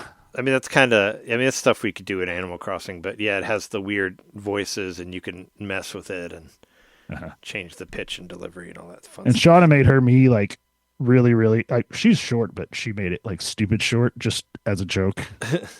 So it just looks like. Did you make a little yourself kid like and- super tall? So it'd be No, I made my guy. I thought it was proportionate to me, but I do look like about twice the size of Shauna in this game. Yeah, I don't know. I don't know if I'll ever get this one, but yeah. I think if they wouldn't have done like, I don't know, if the demo would have lasted a little longer and not gotten so contentious at the end of trying to force me to buy the game, yeah, like what do you even? I might have played a little bit more of it, and I might have actually liked it enough to want to buy it. But I'm just kind of like, eh. I was gonna say, like, I got what the do big you even? icks. What do you even do? It's like, well, I got to, I made like the restaurant or the food place, and I could buy food for the characters. But can you do much more than that before you get to? You get a clothing store. You pick out an outfit for your character. Then and I think that's when the third character, which is when you bring in the third me, and that's kind of like you introduce the me to the other two me's, and then I think that's when it's over. They all just go hide in their house. They won't leave. Yep. And you'll be like, hey, how are you? Like click on them. It'll say, did you know that you could feed me all kinds of different food in the final version of the game? You'll be able to feed me all, like, it's like supposed to seem conversational, but it's very forced. It like traps your characters in their house or whatever, right? Because they can't leave until you buy the game. Correct. Yep, sounds like it. Yeah, I'm not really sold on the game either. I mean, I didn't even make it all the way through the demo, but I don't know. I'll probably watch a couple of reviews of it, but still, it's like, I don't know. There's too many games out there. I don't have enough to like throw $60 at a game that I'll probably play. And as funny as it is, a couple hours and not really be into. It's like I kind of think that the jokes might get stretched pretty thin pretty quick. Yeah, like it shows you like dreams. Dreams look kind of interesting. Yeah, there's the dreams, and there's like one of your characters will become like a reporter and give news and stuff like that. It's like, it's very much like what you put into it, like the effort you put into it. And I don't know. I don't have that much time to play games, and I don't see myself spending much time with this game. I'd rather be playing other things, The next cozy game I'm playing is Pokopia. Yeah, have you thought about doing that Target deal? The get $30 off. You get that and Requiem for like, I don't know. Maybe. For like $100 or something. I can't buy a game for at least another week. Yeah. I saw that was the thing, I guess. I guess it, like, some people got it early, and I thought it was a glitch, but it is like a real thing or whatever. I don't know. I'm trying to, like, there's so many games coming out, and I'm not making that much money. I'll get right Requiem now, so when it's it goes on basically sale like, later on in the year, probably. Yeah. And I'll be happy to play it then. I don't think I'm missing out on anything. And as for Pokopia, that's my next purchase. I will be paying full price for that because they are not going to put that on sale anytime soon. Yeah, I figured my next full price one would be Pragmata in like 2 weeks because I think that game looks cool. But yeah, if that's all you've been doing, why don't we take a break and we'll come back and talk about the rest of the stuff of the show. Sounds good.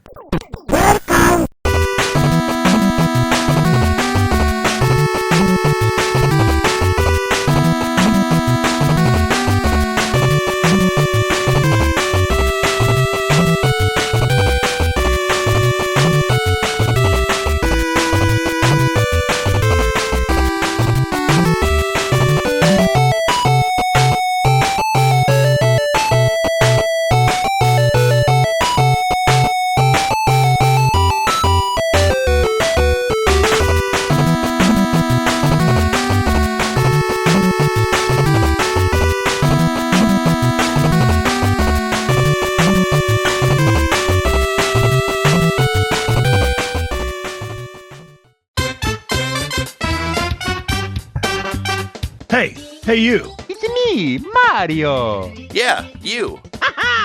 Subscribe to our Patreon to hear our bonus shows, which happen every month. I'm tired. Tired of all the big corporate podcasts spoon-feeding you the same old video game news on every single show? Spaghetti. Ravioli. Then expand! Wow! with NintenDomain Expansion Pack. It's us talking about old games that were important to us. It's us interviewing people that we meet at conventions. And heck, it's live shows from those same conventions. It's basically everything you could want that NintenDomain ever made. Here we go! And it's just $1 a month. That's less than a bad indie on the eShop. It's $12 a year, which is less than Nintendo Switch Online. Thank you so much for subscribing to our Patreon and supporting NintenDomain. Just go to patreon.com/NintenDomain podcast and, hey, Mario, let go. Whoa! He's throwing us back to the show. So long, Bowser! Patreon.com/NintenDomain podcast. Game over!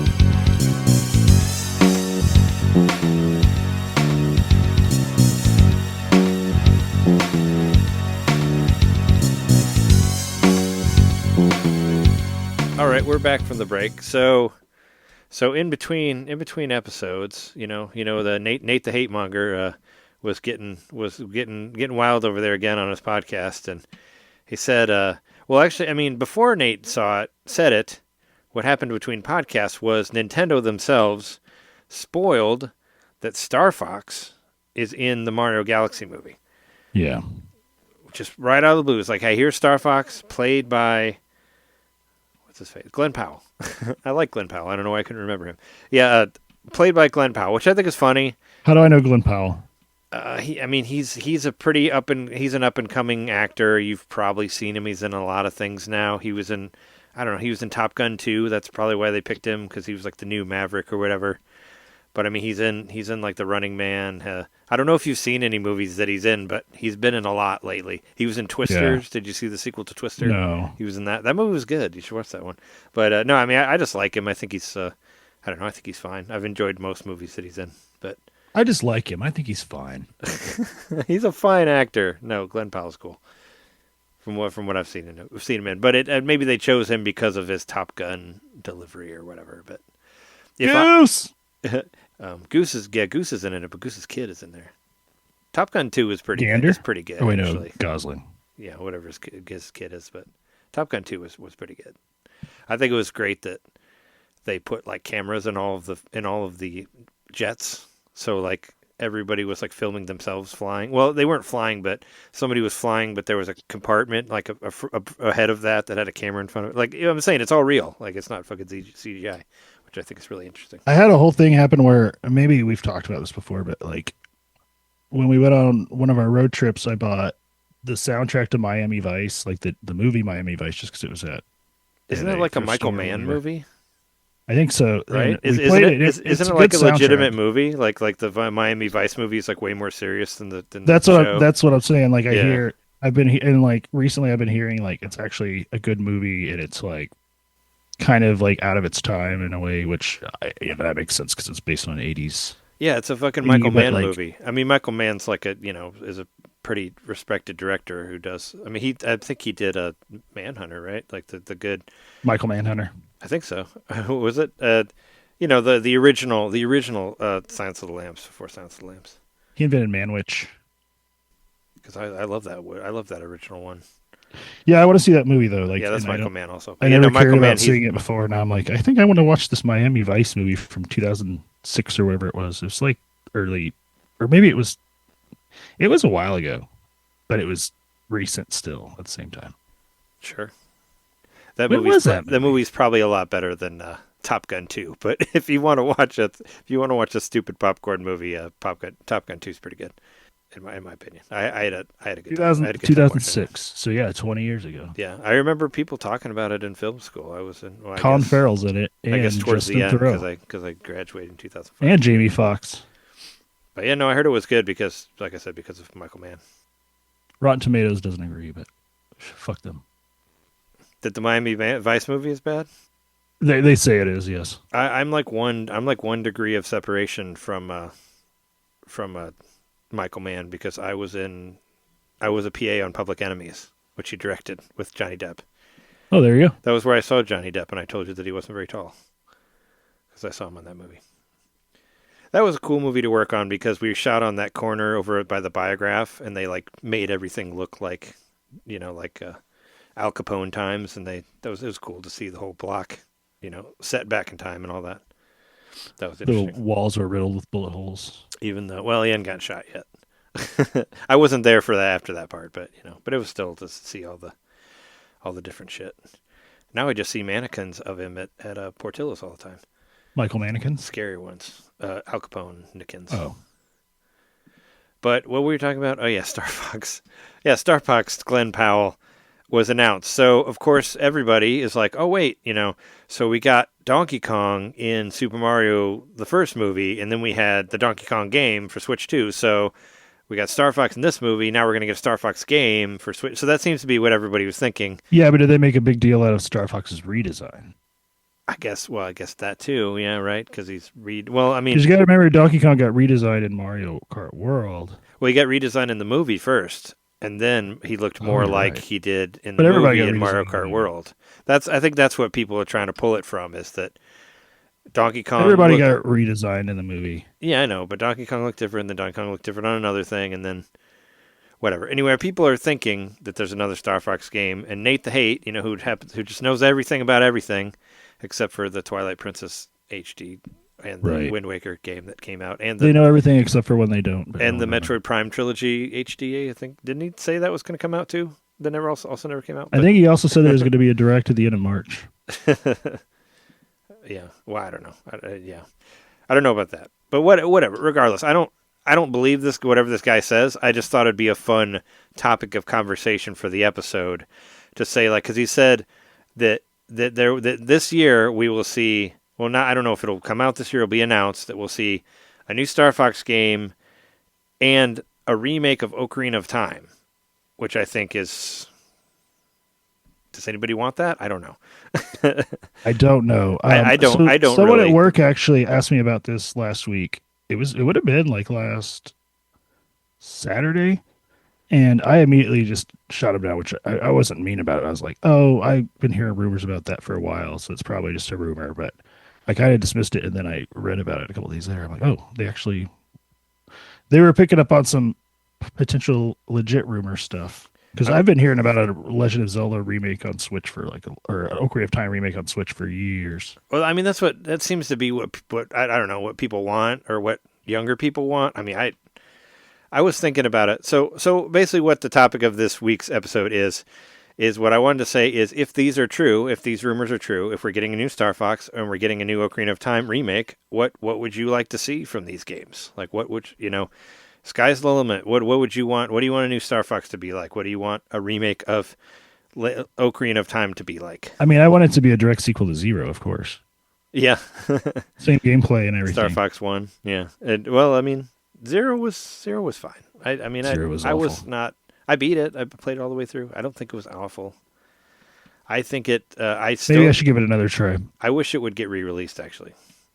So, and I did like Guard. I mean, I don't like Tower Defense that much, but I like that one. That one was. It was like Five Nights at Freddy's Tower Defense. Yeah, it was fun. I mean, it was a cool way to use the Wii U controller with the TV, and I beat the Star Fox game, and I still think it should get some sort of Switch re-release.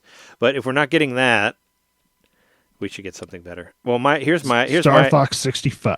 Here's my idea that I had about Star Fox. So, number one, I think we should get Star Fox Adventures on GameCube app online, NSO. Let's get that. We should be able to all get tortured through that game. We should also play Star Fox. What the fuck? What was the Namco one that was on there? Star Fox Assault. We should get that too on NSO. I want that. But this is what I was thinking. I was like, all right, well, if they make a new Star Fox game, I love Star Fox, but I don't want it to be like a $70 on rails thing that you can beat like in an hour. Like it's got to be more than that. because they're going to make it full price, and if it's just another rehash, I don't want it to be like Star Fox Zero was another remake of Star Fox 1. I don't want that. This is what I want. I want Star Fox Frontiers. I want them to make it like Sonic Frontiers, but with Star Fox. So the idea is you get a giant world, open zone thing with Star Fox, and it's going to work the same way as Sonic Frontiers. You're going to basically run around, and you'll find these pillars or these gates or whatever that will take you into levels that resemble older Star Fox games. And you have to do those to progress the story, and there'll also be giant, amazing bosses like there are in Sonic Frontiers, but you do it in the R-Wing. That's what I think would be cool. I love Sonic Frontiers. It was an awesome game, and I thought it was a really cool way to bring all of these awesome Sonic ideas into an open world idea. And let's say you ride around with the R-Wing, and you go and you find these different portals or whatever that will maybe take you into the Super Nintendo game, and you can play like levels from that to unlock things that will get you to the next level, where you could play stuff from the 64 one, or like new levels that are inspired by that. But the whole game isn't just the on-rail stuff, but there'll be different parts that you play, and you unlock stars, medals, whatever you need to get you to the next part where you can find more stuff like that. But it's in like kind of an open zone thing like Sonic Frontiers. I thought that'd be really cool. And they need to have the same sort of giant, amazing bosses, and do it the same way where there's no song repeated, when there's like 300 songs in the soundtrack and there's a different song for everywhere you go. I mean, I don't expect him to do that, but I have not played Frontiers. I love Frontiers. That game's awesome. There's been rumors. It might be on PS Plus. There's been rumors that I mean, you played the demo, but the demo sucks. But there's been rumors that there's going to be a Switch 2 version of Frontiers, and I mean, I'm a little tempted to get it, even though I already beat everything on the regular Switch one. It'd be nice to play it and have it look better, because it didn't look that great on Switch 1. But I liked the way it played, and I thought the levels were a lot of fun, and I liked the way it was set up. But I like the idea of this like open world. It's kind of like a bigger like Mario 64. It's like, imagine it like that, where you jump into a painting and you go into a different world. That's basically how Sonic Frontiers is, but like in a bigger world. And when you can run as fast as Sonic, I thought it was really fun to just like shoot from one area to another. And there'll be like, there's 2D levels and there's 3D levels, and you get extra stuff for beating at a certain time and blah, blah, blah. I think that would be the best way for me for like a new Star Fox game. Make it an open zone game where you can travel and you can visit different events in the Star Fox world, and maybe eventually you'll find future stuff on there. So then, we'll get to see all our old Star Fox. We can play like, upgraded Star Fox 64 stuff and Super that's what I love. Super Nintendo and Star Fox 2. You should work like Star Fox Command in there and Assault and hell, why not? Do a little bit of Adventures in there. Do some weird boss battles or something. Prince Tricky. Yeah, Prince Tricky. You like to play games?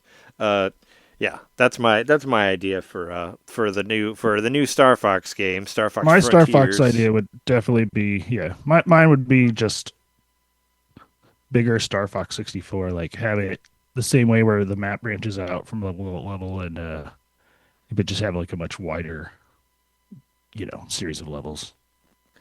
I mean, but they're going to sell it for $70, and if they're doing that, a ton of levels. They just need to have a lot of branching pathways, but not not so many that it gets boring. That just playing the game over 100 times becomes boring. I don't know. Make a Star Fox roguelite or make something. them varied. I want to see I want to see the Landmaster. I want to see the freaking you'd get them all in Star Fox Frontiers. You just got to find the portal to get you there, and then you go to the underwater level in the Landmaster. It'll just be in an open world setting. I just think it would be cool. But I mean, that's kind of what if you could would be want. Andros? Now that would be cool. Oh what yeah. If you could be Andros, that'd be a fun. Oh, they should flip it on its head and call it Star Wolf, and you could see the other part. Yeah. I'd be into that. And you have to like upgrade the pieces of your face. when they fly off. Yeah, you have to replace them so they don't fly off as quickly, or they do more damage or something. No, it'd be cool to do like a Sonic Adventure 2, where you got like both sides, where you get to play as Shadow and Sonic. Like, do something like that. Just call it Star Wolf Frontiers, and you're running around as Star Wolf, and you get to see the other side of the battle. That'd be interesting. I'd be into that. Maybe you could see like a dark side of General Pepper. Yeah. Find out what he did to screw him over. Like why he's so mad at Star Fox or whatever. And I want to play as the Great Leon. That guy. Yeah. Whenever I see Leon S. Kennedy, That's the always lizard, right? I always think of Leon because that guy was so annoying in Star Fox 64. But yeah, the Leon from Resident Evil reminds me of the fucking Leon from Star Fox. I just can't forget it. He's so unforgettable. Forever tied together. The great Leon, yeah. And was it Panther? And they got to bring Crystal back too, and have that like, or what was it? It was one of the cat characters in 64 that had like the sexy music when she showed up, where it's like, oh right. She had like that, yeah. I don't know. Wasn't there a cat in Star Fox 2 as well? Oh yeah. There are different characters from there too that I forgot. But in my Star Fox Frontiers, we will have levels from all the games, including Star Fox Command, which is one of my favorites of all of them. I think that one's. I mean, obviously, I love the Super Nintendo and the 64 one the best, but I think Command is 3 for me. Command's really kind of like 2, right? Yeah, it was like 2, but you had to play it with the touchscreen on the DS. But it was such a cool idea. Mm-hmm. And it had multiple endings. Like, they should do something like that if they are going to do a more traditional Star Fox one. Let us have like 12 different endings like Command did, because Command was the legendary one where it has the ending where they become F-Zero racers, and it actually brought the two of my favorite franchises together, Star Fox and F-Zero. So do that. But as far as like Ocarina of Time goes, like I was thinking about it, like if they re-released like the 3DS game and just upscaled it and tried to sell it for $60 or $70, I would not get that. I've already played that game. Even when it came to 3DS, I waited for it to go on sale because I didn't want to pay like a full $40 for it. Because I've played. Yeah, I think that was one of the last games. I've played the crap out of Ocarina of Time. I bought it when it went to like back when they did like the whatever players, like the $20 versions back when they did those. Still, I think I might have paid $10 for mine because Yeah. it was on sale. And I did enjoy it when I finally played it. I just didn't want to pay full price for it, and that was $40. And this one's going to be like 60 or 70. So what I want from an Ocarina of Time remake is I want like a Final Fantasy VII remake thing where we just make it completely different. Yeah, I'm thinking the same thing. Let's just change it. Don't make it 3 games. I don't want it to be 3 games of Ocarina of Time, but just like have fun with it. Let's just put some weird twists in there and kind of have it go all over the place. Yeah. And I saw people say like, well, what if it's like a Breath of the Wild game? But I don't want that either. I don't want like open world Ocarina of Time thing. I don't want that sort of thing. I want it to kind of feel like the original one. Like if they just made Hyrule really big. Yeah, I'd rather like do like Remake where we kind of make it like just swing for the fences with some really weird twists, like where it has different endings, or maybe like make it somewhere where Ganon like wins longer, or like fuck around with the timeline or something like that. I don't know. Make something I'm thinking different. that too. Yeah, like somebody that was good in Ocarina of Time, maybe they're evil in this version, and there's like a twist with that changes the timeline or something. I mean, I guess they did that with Majora's Mask, but do more. They recycled the characters, and some of the bad guys were good guys now. But I mean, that's kind of what I would like. I'd like something different. I don't want like an HD version of Ocarina of Time because sure, it's a great game, but I've played it so many times. I don't need to. What if in this one there's younger Ganon too? It's not just like like baby Ganon, like the Yoshi's Island DS like game that you Ganon. love so much. Just bring in. But what if like Ganon had extra powers because he could also go between times and chase you or something like that? They should do something. Yeah, they should do something different to it to give it a little bit more. Because I don't want to play the same game again. But it'd be cool if they could somehow combine Majora and Ocarina, but I don't think they could. It would have to be its own zone. And because Majora's Mask is a whole different area.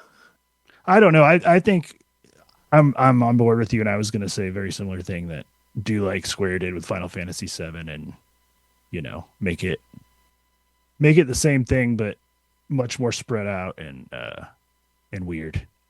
Just make it even weirder. Like make it to where you have to interact with like all the people in the town a lot more. Maybe the chicken lady has more of a story. You can flesh that kind of stuff out. They should bring some stuff in there from the what was the 64 DD one that had rearranged like dungeons. They could bring some of that stuff in there. Like Master Quest. Yeah, I played that version because you could get the GameCube disc that had both of them on there. And they made like I think the Jabu Jabu Belly dungeon was better, and they made I think they made better use of the arrows, of like the ice and fire arrows, because you don't really do that much with them in the first time around. But it could be cool to see shit like that. But I think it's got to be different because it's just available. It's so available. Like, Yeah, we already have it. We already have it on NSO, and yeah. it's not like it doesn't make me excited. Like the idea of a remake of Ocarina of Time doesn't make me excited. Like it's like, I think a remake of Majora's Mask could be really fucking cool. well, Like, I mean, if they did that started too, with though. that. Like they did the 3DS one was like the 3DS one made it like a little bit more manageable, like how you played it. I guess so. And found things like I've already played that. Like I want like a remake of like Zelda 2 that's 3D or something. You know, like that. That makes me way more excited. Yeah. Like make it like kind of a more obscure thing, not one that I want the everybody's- Zelda 2 that was what they found in the Giga leak that was using the Star Fox SF. They were going to like potentially remake Zelda 2 using the Super FX chip. Really? Yeah, this was like a part of that giant leak. That Oh, happened wow. several years ago. Yeah, that'd be interesting. It was like a working concept. I mean, most people haven't played Zelda 2, and it had more like RPG stuff to it. It would just be really cool to see that. Like, It's the only time I've heard of them revisiting it. So I mean, it's long overdue, probably. it'd be interesting to do that one because that's the one that everybody seems likes the least. Like, let's do Zelda 2 and make it cool, and and keep the same music and all that because the music is pretty rad. But I'd like to see that more than a Ocarina of Time remake or like even if it was a remake of like more of the Game Boy games, like 8 or Ages and Seasons. Or I just feel like, I don't know. I've played Ocarina of Time to death, and it just really doesn't interest me to play it again. Monetarily, it makes sense because it's an all new audience than when they re-released it on 3DS. I mean, that was 15 years ago. That was longer between. Well, yeah, what it was 98 to 2011. So yeah, it's been almost as much time. I mean, the 3DS one was like, play it handheld for the first time because it wasn't. You can never do that, but you can do that through Right. Nintendo Switch Online. So I mean, I don't know. It is available. Like it's not like something that's not available or something that's like so old that it needs to be updated. I think, even though I mean, Ocarina of Time is really slow. If you play it now, I think it feels really slow and clunky, but that's of the time, It's very clunky. Especially the slowness compared to, I mean, in Majora's Mask, you could at least get a bunny hat that made you run faster, but I always felt like it was so slow, especially when you're trying to run across the open world, which is Mhm. not really that open world, but Also, just everything was so muddy. Like some of the stuff you have to like go up to wasn't super apparent. Like early on, you have to climb some vines, and they're just kind of like muck on the wall. You're not going to know those are vines unless you happen to walk up to them on accident. yeah, they should paint them all yellow, like they do now, which that kind of annoys me, where they like put yellow on whatever. I was watching a review of South of Midnight, which I think looks awesome. I still want to get that game, but it has like the white line on all the stuff you can climb, and I'm like, why? It's like you can kind of tell that I don't know. It just kind of bumps me out when they do that. I think they did it in a lot of the Resident Evil games too, where it had like the yellow line. It's like climb here. It's like I could have figured that out. But yeah, I don't know. What do you think? Possibility of this Ocarina of Time remake happening? What do you think? I think it's definitely a possibility of happening at some point, but Yeah, wouldn't it make more sense like this year. 2 years from now Yeah, on the 20th anniversary, and that'll be more time to like make it special and make it, Switch 2 exclusive and like functionally the best game on the platform, maybe. yeah. I mean, do you think this one will 'Cause- be Switch 2 exclusive if it happens? Yes. And Yes, it better absolutely. have mouse mode, so you can It better have mouse mode. aim. You can aim your hook shot with the mouse moving around, or something, and voice chat, and online, and free to play, Yeah. and a bunch of skins. Battle Royale mode. Yeah, and a bunch of And you skins. better, I say Lady Gaga better be in And there. I better be able to put like fucking Space Jam characters in there or something. Whatever. Yeah, I don't know. I think. Yeah. I don't know. I think it's going to happen at some point. I don't think it's happening this year. That's what I'll say. Yeah, it seems a little soon to me, but I mean, I don't know. Some people seem to want it more, I guess. I don't know. But yeah, let's talk about the rest of the news. News and news, news, news. Don't snooze or you miss the news. I guess we'll start off with the releases for the week. And so Resident Evil 7 and Village, officially, there is no longer a generation pack anymore. It's gone. I found it as of last night. As of April 1st at midnight, it has disappeared. And now it's been replaced by, you can buy Resident Evil 7 and Village together for $80 full price. But they're on sale for $60 right now through the 15th. So that's the replacement that we got for the generation pack. Which is not as good of a deal. Essentially, you get the games for $30 each. Yeah. Without getting Requiem, of course. Yeah. The other one you got them for 10 each with Requiem, which it was too great of a deal for me to pass up because I really wanted both those games. But if you didn't get them, now they're $80 full price. It's on sale for $60, so they'll be selling them at $40 each. It isn't one. I think one of them is $50 regular, so you're getting like $10 off or something like that. But that is what has replaced that there. Also, Super Meat Boy 3D came out yesterday for $24.99. If you ever wanted, you've been playing that, right? If you ever wanted the Meat Boy in 3D, no, I did not. I've never owned any of the Meat Boy games. Actually, I think didn't I play the first one? Maybe I got it in a home. I played the first one. Exactly, I think it was a bundle. I think I played it on Wii U. Actually, I was wrong. I do have the first one, but I mean, I never really felt like it needed to be in 3D. This was part of the Xbox, whatever it was called, the developer preview. Or I watched it. I watched it last week because the Xbox death gasps. I mean, it's just a direct. It's just another direct. Like even the games say like coming to PlayStation on them or whatever. It's not even really, where like the PlayStation Direct it'll hide what other system it's coming to. The Xbox Direct shows all the games. It's like here's this coming to Switch 2. It's like okay, it's basically like watching. It's just another fucking direct, But I watched it, and I mean, it was fine. But Super Meat Boy 3D was on there, and it went and announced the date of it. And the trailer of it's pretty funny because it's like this guy who's like kind of dressed up, and he gets off work and he sits down and starts playing the game, and it keeps cutting between the game and him, and he starts like tearing his shirt off, and he starts like breaking the walls in his house, and he's like destroying like windows, and it keeps like going back and forth, and he's all bleeding, and it's just like showing the torture it is to play Super Meat Boy 3D, and I thought it was a funny trailer for that. But it's out now, and yeah, if you want to play those torturous games, it's in 3D now. I mean, I heard it's all right. I don't know.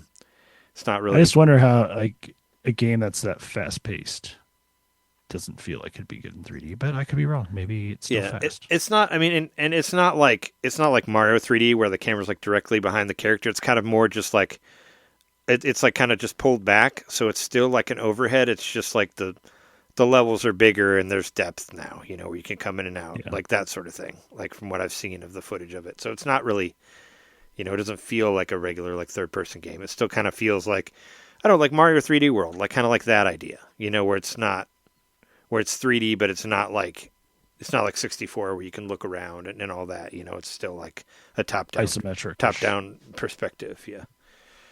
So yeah, that came out. Let's see.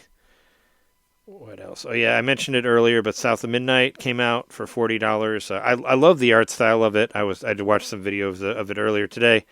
I think it's really pretty. I don't think I'm able to drop $40 on it, but I do want to play it because I think it's really cool, and I like the idea of the story, and it's very much, it's a story about a black girl. Like how many games were like that? Like not much, but she has like the ability to see other people's pain, and there's a whole lot of like what do you call it? Generational trauma in there, So it's really pretty game. If you like that sort of thing, and I think it looks really pretty, and it has a stop motion look to it. I like the way the characters look, and it does.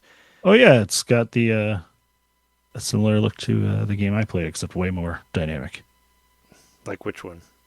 Harold Halibut. Oh, okay, yeah. And it is kind of like that other game that you played, I guess. The game that sings to you as you play. I guess there's parts like that in this game too, where the game sort of like sings about what you're doing as you're doing it. So I'm into it. But apparently the music's really good. It's like very much like, Southern, whatever. I don't know. But I mean, I kind of like that I don't know. I just like everything I've seen about it. I like the vibe of it. I like the character. I like the story. It's like I'm definitely gonna get it at some point. I just don't know when. But if you like Legacy of Kain, we got 2 Legacy of Kains coming out this week.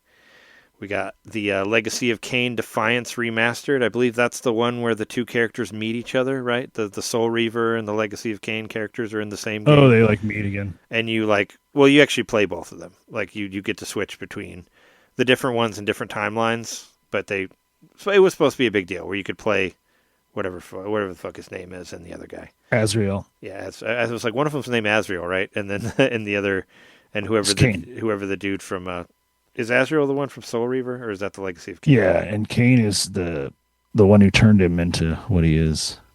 But now they've brought both of those game styles together, and you go back and forth between. I watched a review of it when it came out because it came out earlier on PS5. Now it's out on Switch, but also there's a new Legacy of Kain game called Legacy of Kain Ascendance, and that's like the Metroidvania Legacy of Kain, where it's like a 2D. It's a 2D new game, and you can buy both of them. There's a bundle where you can get both of them for like $30 or something like that if you want both of them. But I haven't really seen any reviews of the new 2D one, but I'm kind of intrigued by it, especially since all the other Legacy of Kain games like played so much different than that. Like, I don't know what's it going to be like. How does this work as a 2D game? Yeah, so I don't know. I mean, I'm kind of intrigued if it's like if it's sort of like Castlevania-y or whatever, but I don't know. We'll see. Goat Simulator 3 is out now for Switch 2, and if you already have it for Switch 1, you can buy it for $8.99 for $9 upgrade.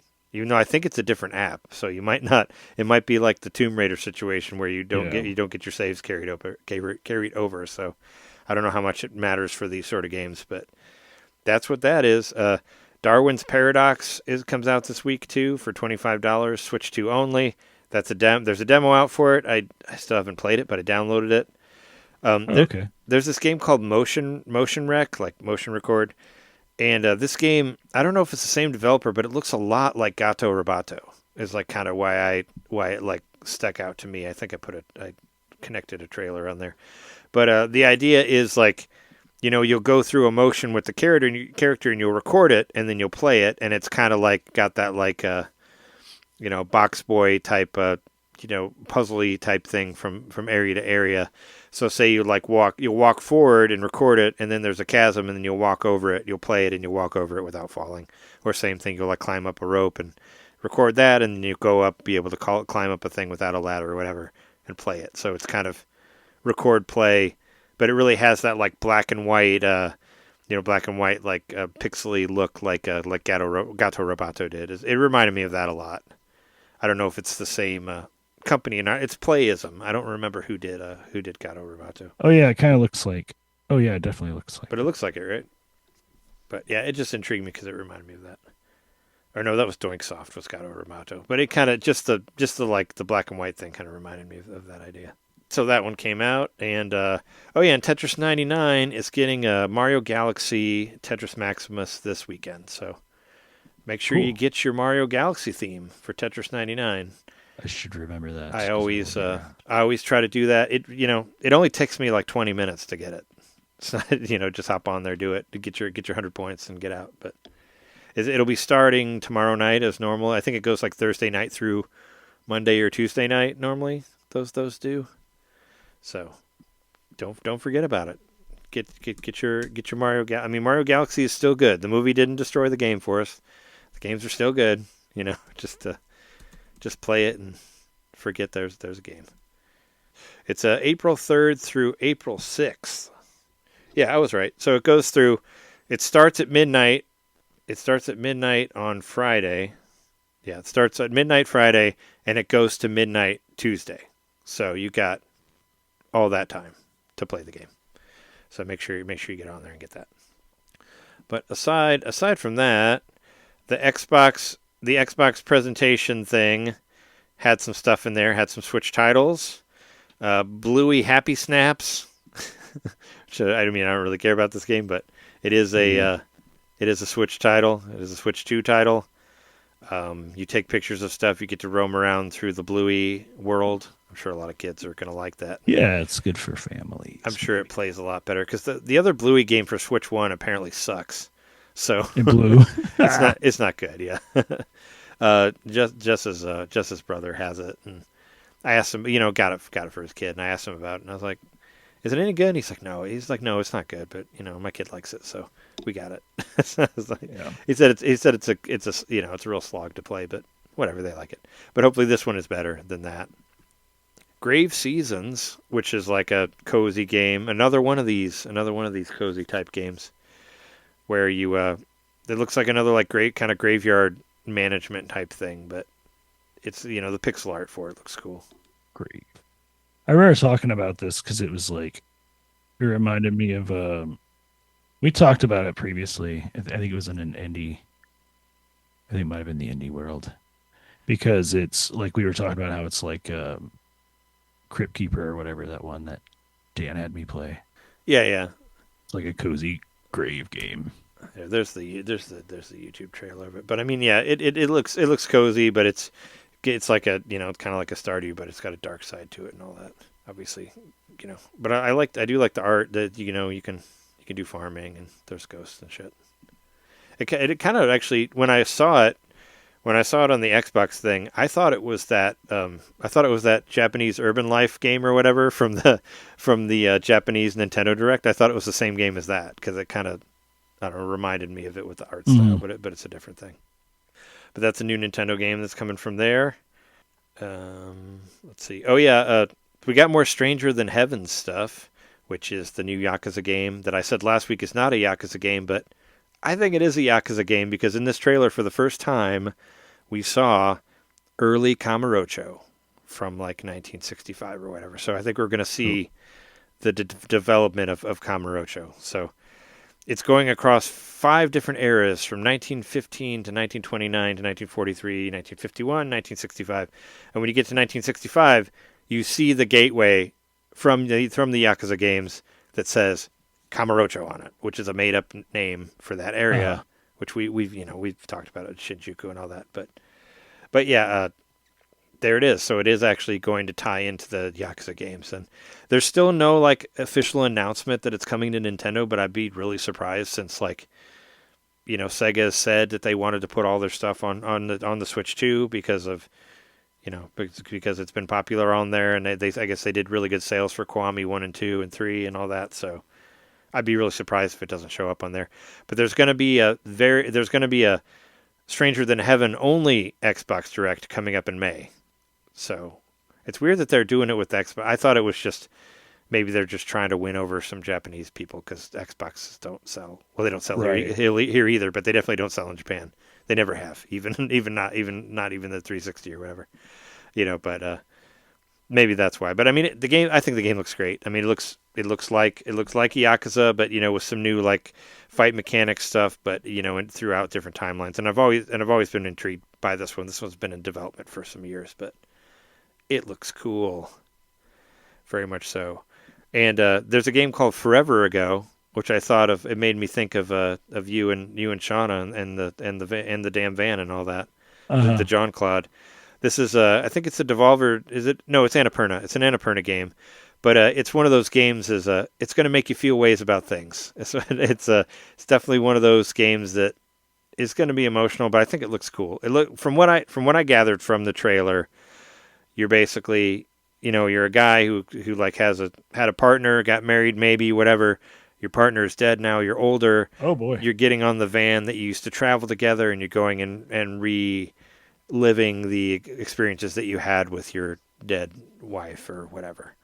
But you're having new experiences now that you experienced as an older person, and it cuts to things that maybe where you didn't like older people when you were younger, but now you understand the other side.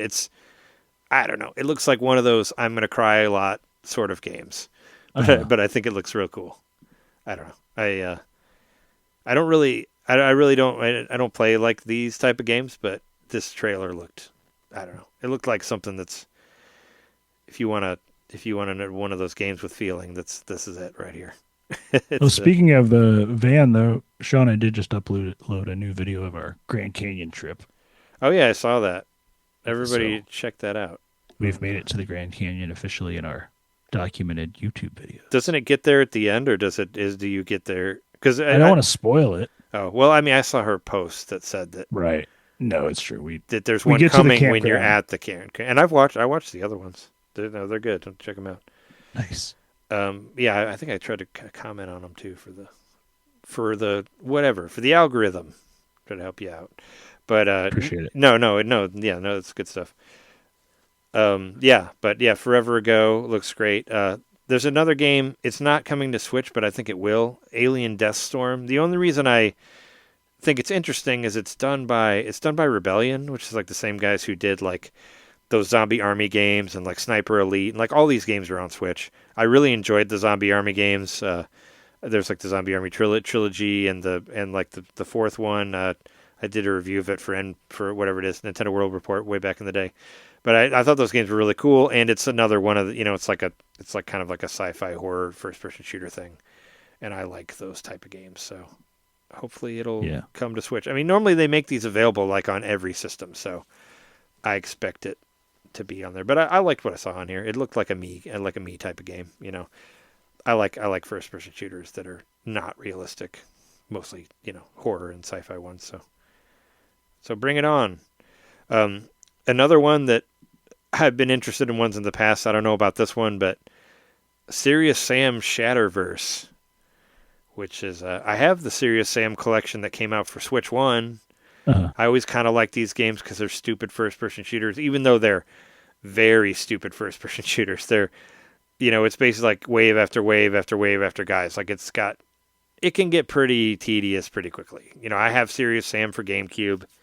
It's not as, it's not as fun as like Doom or Duke Nukem or anything like that for me, but I do kind of have a little bit. I like these games somewhat. This one is a multiplayer one with like 5 different Sams from different dimensions, I guess, or something. I don't know. It could be interesting, I guess. I mean, I did think, what was it, Serious Sam 3? Or there was one of them that was in the collection that I thought was pretty cool, where they actually made it less like fighting horde after horde. There was actually some cool like level design stuff in it. But I mean, I've always been, kind of partial to these games because of the old school first person shooter stuff. And, I don't know. This one looks like it could have potential. And Eternal Life of Goldman, which is coming to Switch. I like this game because it looks like you're playing as an old dude, but it's like a Metroidvania. You got a cane that does different things. You can unlock briefcases with it or whatever, but it looks really pretty. Like, I really like the art style of it, and I don't know, I like the idea of like a Castlevania type stuff, but you're playing as a fucking 70-year-old or something like that. But it's called The Eternal Life of Goldman, and I like the name. But I guess you're old, but you're also immortal.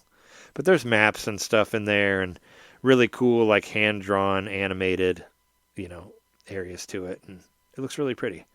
And it is confirmed for Switch, so that one's on my radar. Oh yeah, and there's one part where you can hypnotize a bad guy into killing themselves in the video, or like, oh boy, where like this crab thing like cuts its own head off with its claw. It's like, all right, I don't know. I think it looks real pretty. I don't know if you took a look at the trailer there, but it looks good. I have not. It's on the thing. It's on the outline. And then they ended it with Dispatch is coming to Xbox. It's already on Switch too. And they're like, one more thing was like Hades 2 finally coming to another system other than Switch, which I thought was funny because it's already been there. And that was what I thought was interesting from that. And I guess the other big news, non-Nintendo, but still pretty huge, as I just have to say because I predicted it. I mean, we all knew, but PlayStation 5 going up $100, $150 for the Pro. The price is going up, up, up. Old systems do not go down in price; they go up. I said that, since John talked about buying a PS5, and he's like, "Oh no, it'll be less by the time GTA comes out." Nope. I think my PS5 might have appreciated in value since I bought it. I think it has, yeah. Well, because they're going to sell the PlayStation 5 Pro will sell for $900. Woo! $900. Yeah. And I think the version that you got is probably $200 more than what you got it for. That's what it's going to sell for. I was looking, it didn't list, like, I don't know if they took the model I have off or not. because now like I think you have to buy the disc drive separate. Oh yeah, because you got one. Oh, is it? Do they not do the one? I don't know. I've never really looked into the different models of PS5, so I don't know. Right. When I saw the price, like the price differences, I didn't see my model in there. Because they did do a price increase. This is the second price increase they've done. Right. Because they took it up like 50 like a couple years ago, right? I think And they then probably stopped manufacturing the one I have. maybe, yeah. Well, Because it's giant and it's and they've already like made it smaller with the disc. oh, okay. Now they're like I think they just took away the disc drive So maybe you can get because that one most people for don't care about the disc drive. maybe you can get that one for less. Yeah. But yeah, the PlayStation 5 Pro is going from $750 to $900, which is like whoa. Wow. And the regular digital edition is going from $500 to $600, and I guess the standard PS5 is going from $550 to $650. Okay. I didn't see that. Yeah. So yeah, I got mine for $450. And the portal is even going up $50. The PlayStation Portal is going. I don't know why you would buy that thing, but yeah, that's going up also. Tariffs, wars. Well, yeah, and it's also the whole like the whole like RAM shortage. RAM is shortage. really fucking everybody over, which Which is linked to the wars. which probably has to do with like AI and whatever bullshit's going on right now. A lot of it is just the hellstorm that we live in. But yeah, shit is expensive. And I mean this could have even like had, you know, maybe that's why we're getting the two different prices on the Nintendo games too, right? With the physicals and the digitals and all that. Maybe that's what Nintendo's doing to not raise the price of the Switch too. I mean, we saw it in the Amiibos, like most. Oh yeah, they did that too. Yeah, where they brought up the Amiibos price are of like crazy expensive. of the Amiibo and the camera and all that shit. And well, that was when they were still, you know, before and the dock, like before anything had actually fully released, they kind of like adjusted the prices to deal with all the tariff crap. And I feel nice and whatever. cozy here with my PS5 and my Switch 2, and happy I don't have to buy another console for a really long time. Yeah, I mean, not till like the PS6 in 2029. If I care. I don't think it'll come out that late, but that's what people seem to think with the whole, like, you know, with the RAM thing. They're going to have to invent something that's not RAM. Yeah, I mean, I think That can do the work of RAM. Yeah, I mean, well, you know what it's going to be? It's going to be fucking AI shit. That's what it's going to be. Like, that's how they're going to get around it. Like, Compression. or a and shit. DLSS 5 and all that, which that's gotten some great reviews. I'm sure you've seen that. Yeah. all that stuff. Everybody looks like you've got a filter on Instagram. Yeah, the AI filter. They've all turned into weird AI pictures. But that's good. Yeah, I think that's good for me as far as news goes, unless there's anything else you want to say. Nope. I don't think I don't think there's anything else out there. Oh yeah, I guess there was that table flip game got announced, which originally I thought it was an April Fool's Day thing. So did I. But it was there were multiple sites that showed it, so it must be real. No, it's real, but it's not the table flip that I thought it was going to be when I saw. Yeah, it's not the one that we played. I think it's an original idea that's based on those arcades. I don't know. But it could be fun, Yeah. I guess. I don't know how you can really translate it with the table controller, like what we played with, but you know. You'd have to tape your Joy-Con to your table. Yeah, maybe it's one of those games where they get interesting with the controls. Did you ever end up playing that Outbound demo? Speaking of van stuff, did you play that van Minecraft game that was on there? I started to kind of load it up, and then I decided no. It just like I don't know. I just didn't have the gumption to create a character or whatever.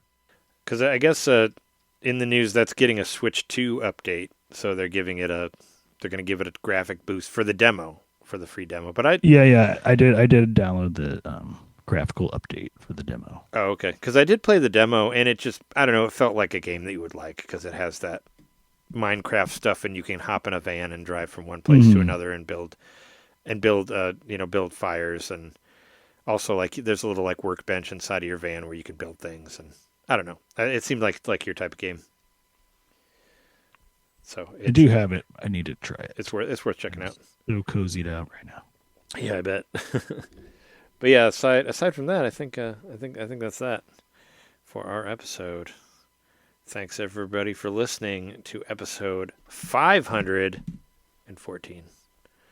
And if you want to hear our expansion pack episode and hear about the fate of Headphone Jack, There's a big story about him on that episode. There is. You can, yeah, you do talk about him a lot towards the end there. He's a real person now. Yeah, if you want to hear about stories about us stealing games or the way we found out ways to emulate games, check out that episode. I think it's got some fun parts to it. I enjoyed editing it. It was so much fun that I beat Carnage while I was doing it. But yeah, check that out at patreon.com/NintenDomain podcast.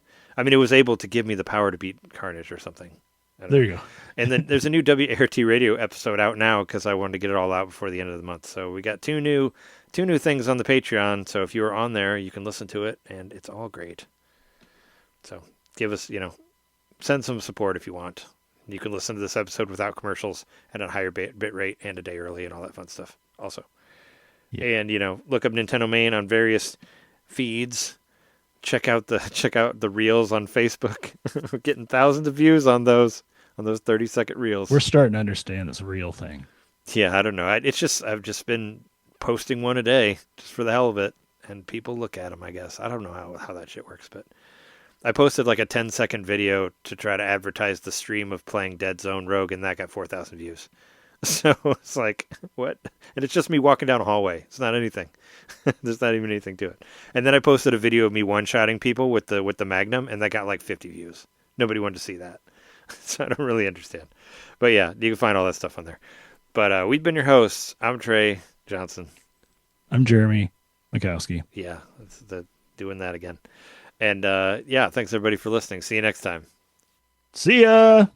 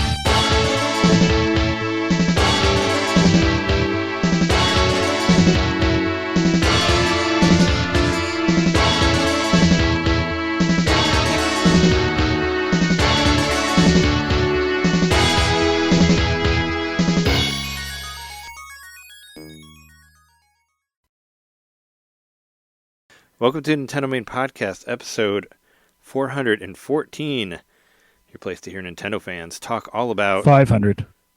Did I say 4 again? You did. Oh my god, I've done this like 3 times in a row. I don't know what's going on. You just can't accept that we're past the half grand mark. I guess not. What are you doing to me? I am Magneto, master of magnet. I kill you, ex-chicken. Shield.